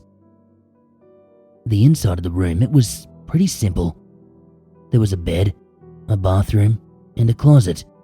Nothing special. The owner gave me the key and walked back to the balcony. Before she closed the door, she told me, "Son, here is one rule. Whatever the reason is, do not open the windows from 4 p.m. until 9 p.m. With that, she walked out and closed my room's door. I did not want to ask the reason behind the rule. I just turned and glanced at the windows. The windows looked like small doors. No glass at all, just plain wood. At least I didn't have to buy curtains, I thought to myself. 3 weeks passed, and my first semester started. All the studying and the extra activities, it all kept me very busy at campus. Most days I would get back to my room around 11 p.m. I never opened my room's windows. Still, these windows, they lingered at the back of my mind at all times. I made up my mind that out of sheer curiosity, I would open the windows the next morning. The next day, at 8 a.m., I opened the window. What I saw out there makes me even more anxious when combined with what the owner said. A temple was below me, and standing in front of me was the chimney of the temple's crematorium. To be exact, the distance between my windows and the chimney was about 100 meters. I did not believe in superstition, but somehow it sent shivers down my spine. About another month had passed, and eventually I kept the one rule in my mind, and I never opened those windows at the said time. One day in particular, my tap was broken, so I went down to tell the owner. She sent me back with one handyman who also lived in this apartment on the 4th floor. While he was fixing the tap and the pipe, I asked him about the rule out of curiosity. He stopped and looked back up at me. There were some tenants who broke the rules. All of them moved out, he said. I then asked why it has to be between these times. He answered that these were the times where the temple usually cremated the bodies. I then finally realized, and I tried to tell myself that this is nothing abnormal. It might be that the smoke from the chimney reaches the room. Still, all of those who broke the rules moved out.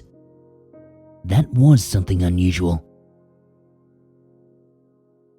One day, late in the summer, I went back to my room after my activities ended. I'd bought a microwave oven to make a quick meal a while back. The problem started when I set the timer for too long. I smelled something burning, and I hurried to open the microwave. The smoke came out, and it filled my room. I had to open my windows and my door. No, I didn't forget to check the time. It was 11 p.m. I could open the windows, so I did. After the smoke was cleared, I saw something. The smoke was coming out of the crematorium's chimney. I ran to close my door and my windows.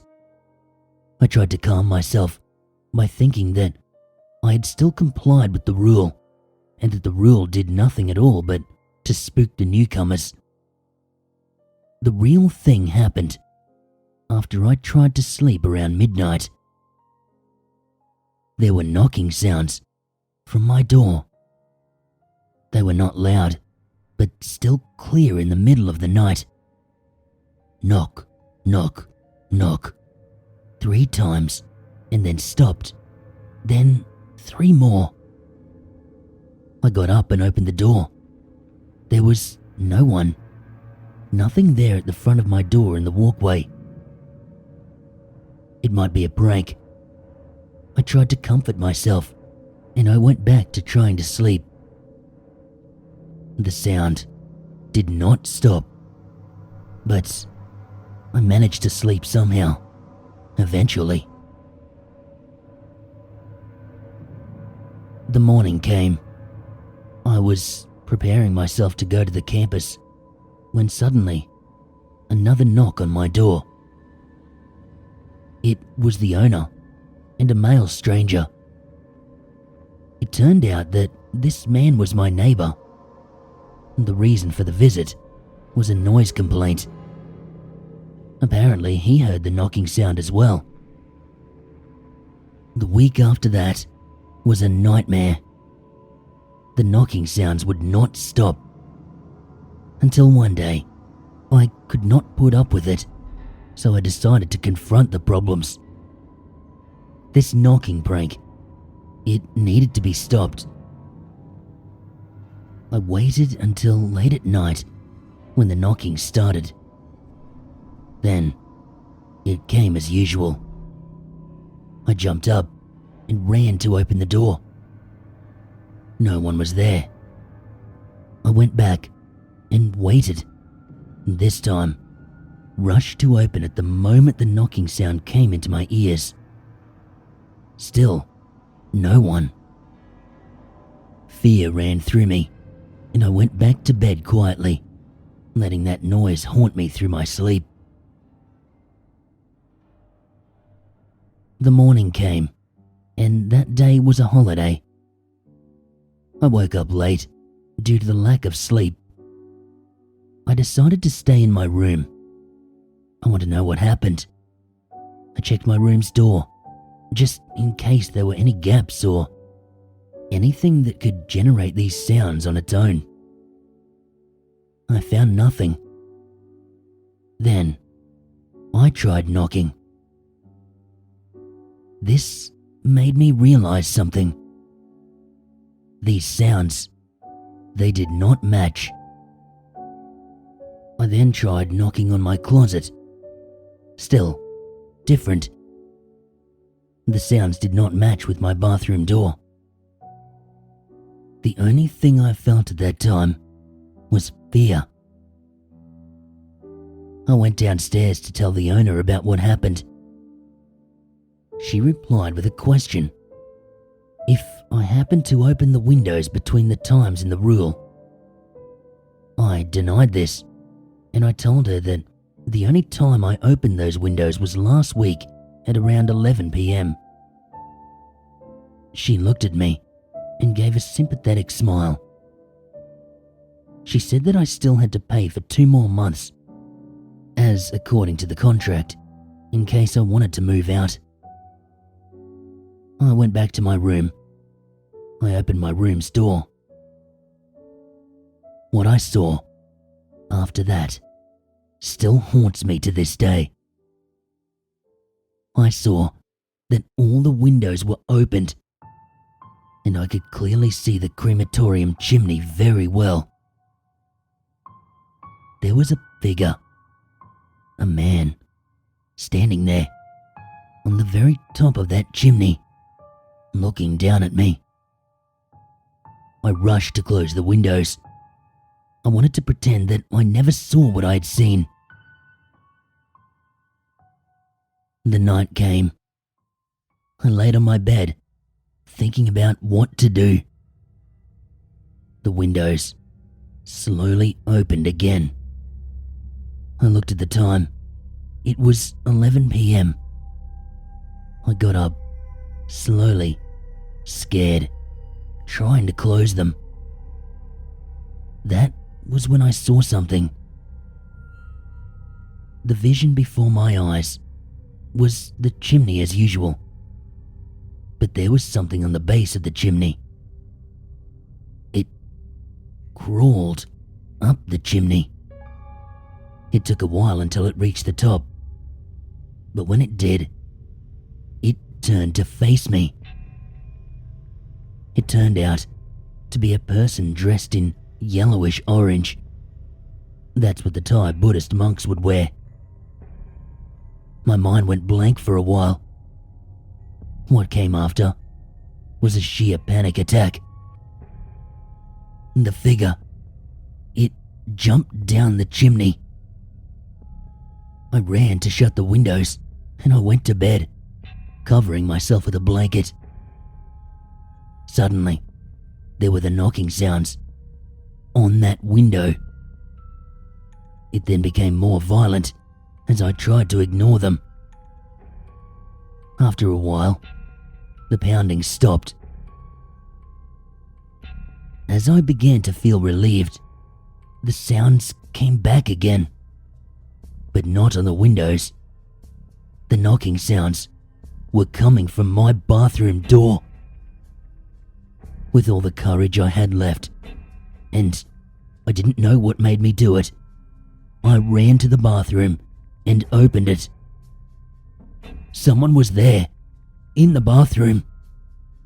I didn't have enough courage to face him. I just looked down at the floor, seeing the feet. There was something strange about the feet. The left foot was on the right leg, and the right foot on the left. I then built up my courage to look up from there. I saw the old and torn yellow cloth that monks wear. When I looked up to his face, he was staring at me. That was when I blacked out. The morning came, and I woke up in front of the bathroom door.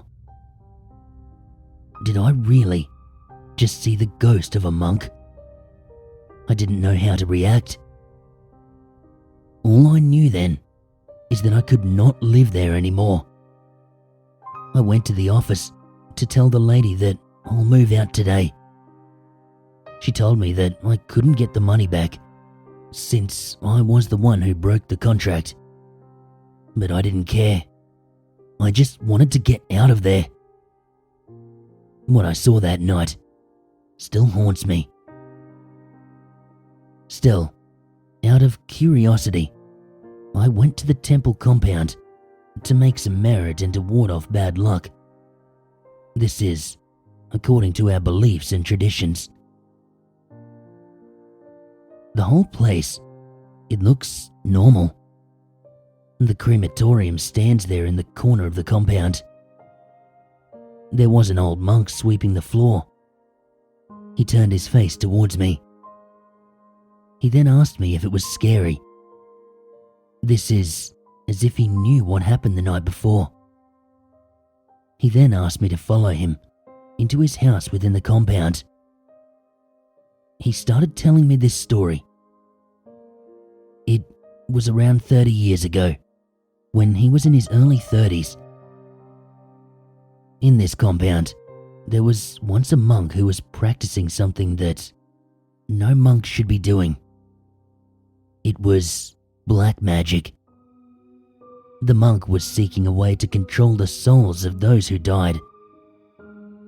As the belief goes, those who practice these kind of rituals, they will not die a peaceful death, and the soul will not be freed. That monk one day disappeared without a trace. Then, several days later, 3 other monks began to disappear. Then, people began to smell something rotten within the house of that monk. The others conducted a search, and they found one chest. Inside that chest, there were 3 objects around the same size, wrapped with the yellow cloth. Inside them were feet, all of them rotten. From what they saw, all of the feet were left feet. The bodies of these 3 monks, they were later found buried behind the house. The monk who first disappeared still had not been found. The 3 monks were sent to the crematorium, according to tradition.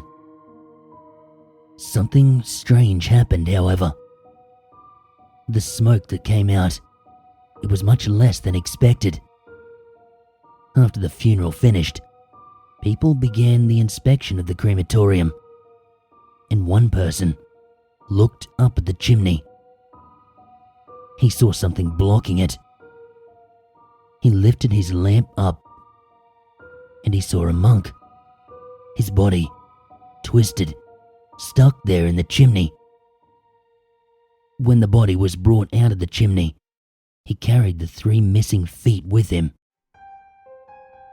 The oldest monk at the time told the people that this is the ritual of those who practice black magic. This is an attempt to cheat death by carrying the odd number of right feet and climbing up the crematorium's chimney. This must be the ritual gone wrong.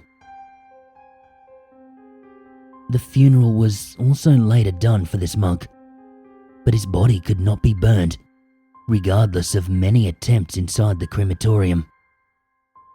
So, the body was buried inside the temple instead. Until this day, people around the area had been afraid to look at this chimney when there was a funeral. Some of the people who do so, they would see something similar to what I saw. The monk also told me not to be worried and to just let it go. That monk was still finding a way to make his soul rest, but it would be impossible. Until now, I still am afraid to look up when I see a chimney. I fear that I might see smoke coming out of it, or someone, something, standing there on top.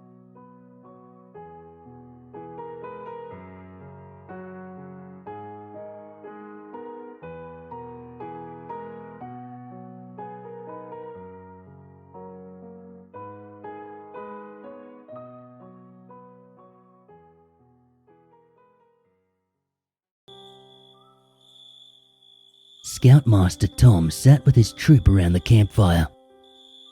It was their first overnight trip, and the 5 boys, they were all giddy with excitement.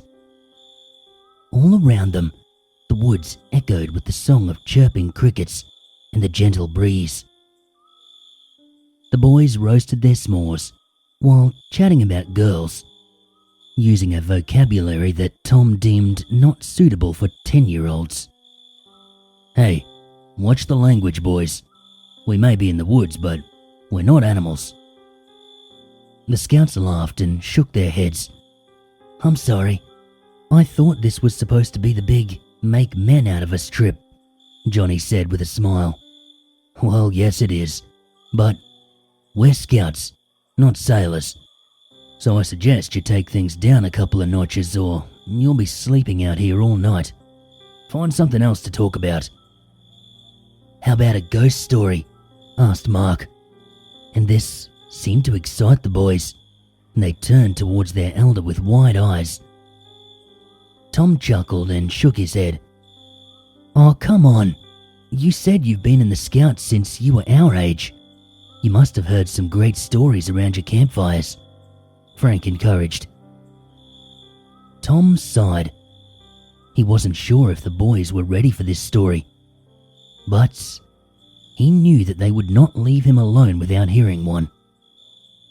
Okay, boys, I do have one, but I didn't hear this around a campfire.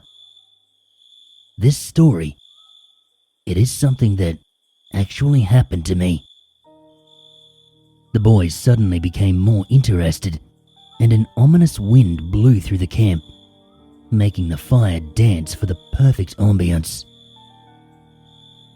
This was during my first overnight camping trip, on a night just like tonight, Tom said in his best creepy voice.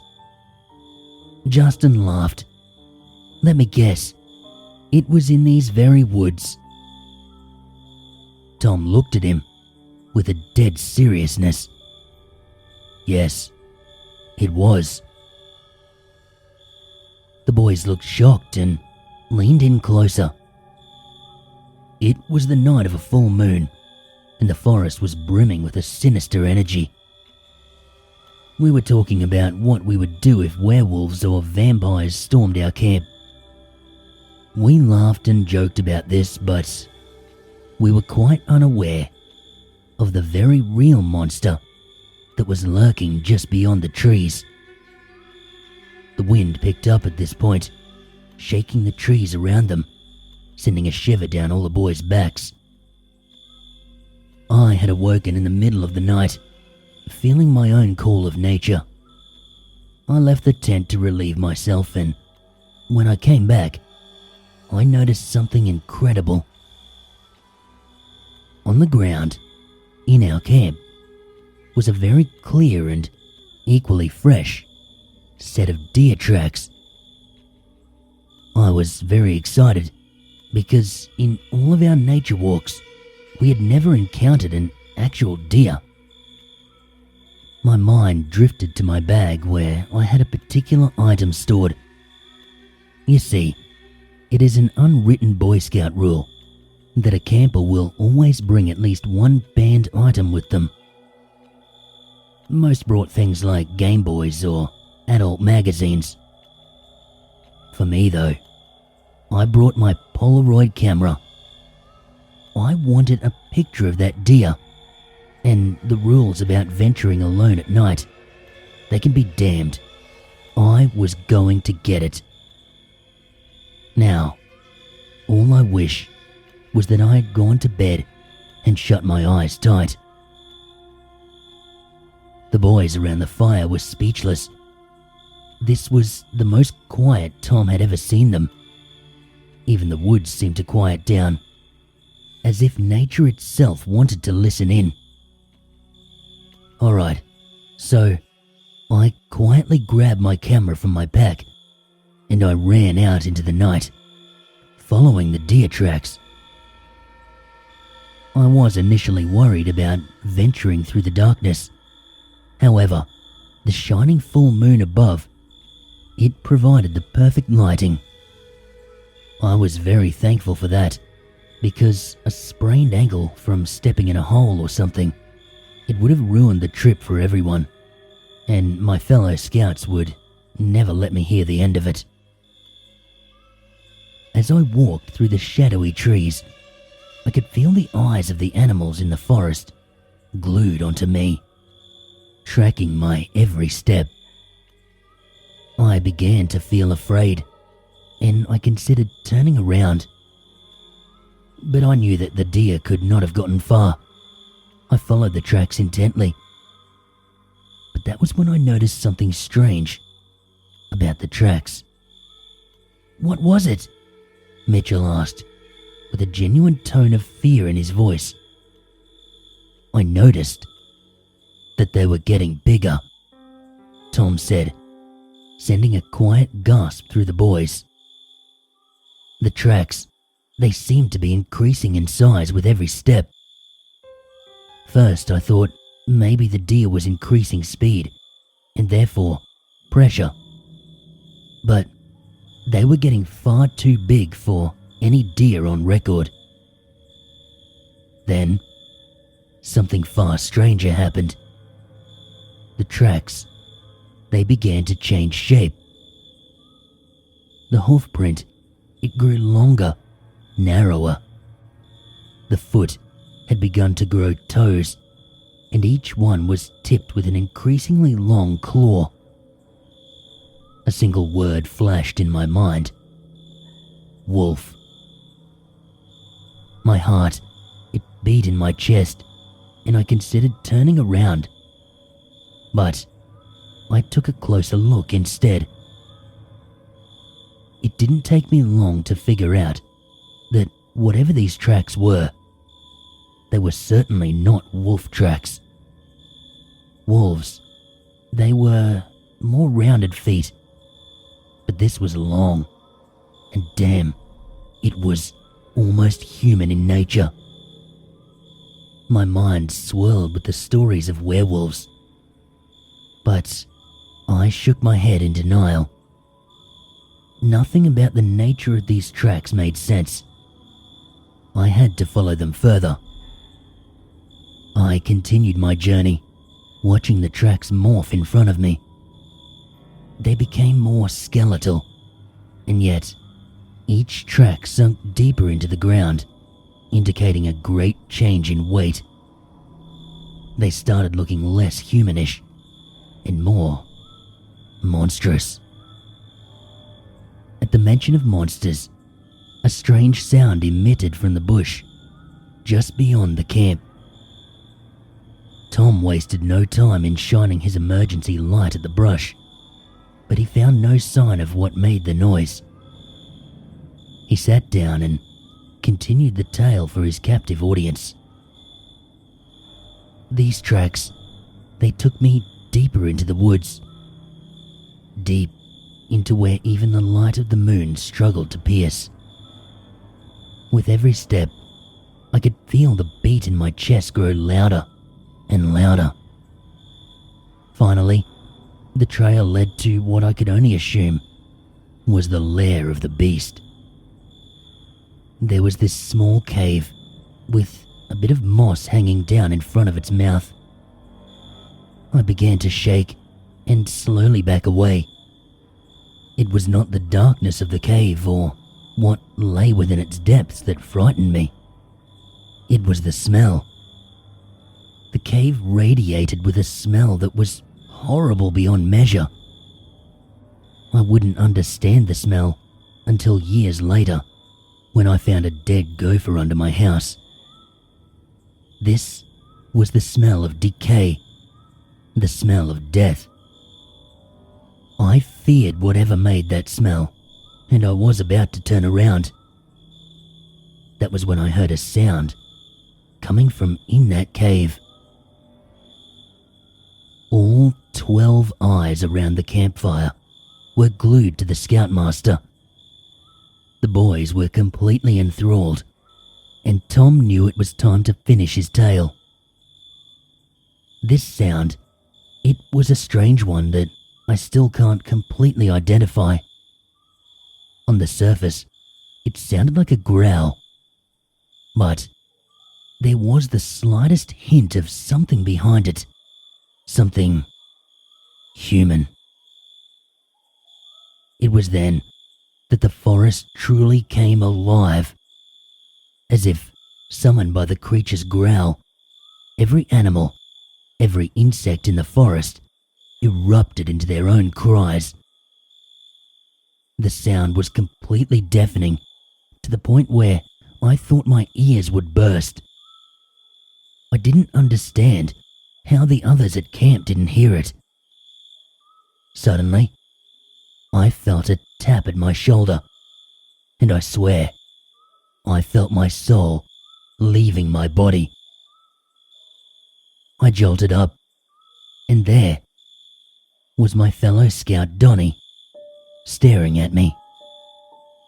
Relief burst through me, and I noticed that the animal calls had stopped, as if they never existed.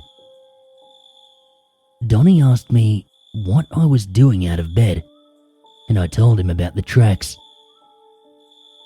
I was about to say that we should head back when I saw something that made my blood freeze, despite the warm summer heat. Behind Donnie, I could see his tracks in the dirt, and they did not come from the direction of camp.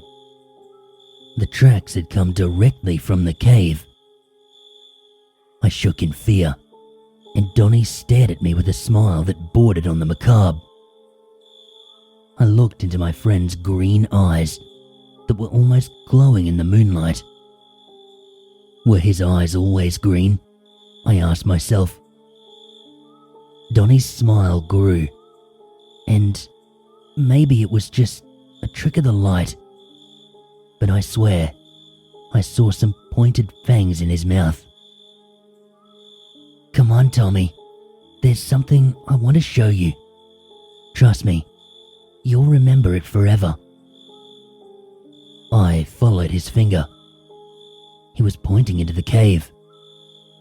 I shook my head and I took a step back, but he continued to point. Come, my friend, join me. I can show you such wonders. His eyes grew brighter, and they shone almost like a cat's eyes. He began to inch towards me, with his hand outstretched, and I noticed that his fingers were clawed. That was enough for me, and I ran back towards our camp. I didn't dare turn back, not for the life of me, but I could hear him following. Every step this thing took, it caused a louder boom, and each one was growing closer to me. There was no way that I could outrun this thing. And then, inspiration struck me like a bolt of lightning. I grabbed my Polaroid camera, aimed it behind me, and snapped a picture. The intense flash of the camera, it had its desired effect, and it blinded the beast. I could hear a mighty roar from behind me, and I finally made it back to camp. I ran straight into my tent, and to my surprise, Donnie was there in his sleeping bag. I almost ran back out again, but he lay there, snoring away, and I knew that this was really Donnie. I got into my sleeping bag, and I stared at the tent flap, just waiting for a claw to swipe down it. I don't know how long I sat there staring at that door, but I must have fallen asleep, because the next thing I knew, it was morning. I couldn't believe that I'd survived the night. In the light of day, realism began to wash over me, and I figured that I must have dreamed this whole encounter. We packed up and I was relieved to be leaving. However, as we were marching down the trail, I noticed something laying on the ground. The unmistakable back of a Polaroid picture. I trembled as I picked it up, and when I turned it over, I almost screamed. The picture was extremely blurry, but I could make out two glowing green eyes and what looked like a set of razor-sharp teeth. The boys all let out a sigh at this point. "Why didn't you tell anyone about the picture?" Justin asked. Tom shrugged. "Well, to this day, I maintain that I must have been sleepwalking, and I took a picture." Frank shook his head. "But the eyes?" Tom laughed. "Most likely just fireflies. But who knows? The picture was too blurry to tell anything." The boys continued to argue about whether or not it was a dream. They argued about what type of creature it might have been. Tom simply smiled to himself. He had chosen a good story, and everyone was enthralled by it. In fact, they were all so enthralled that no one, not even the Scoutmaster, noticed that there were now 6 boys instead of 5, all 12 eyes around the campfire. No one noticed until it was too late.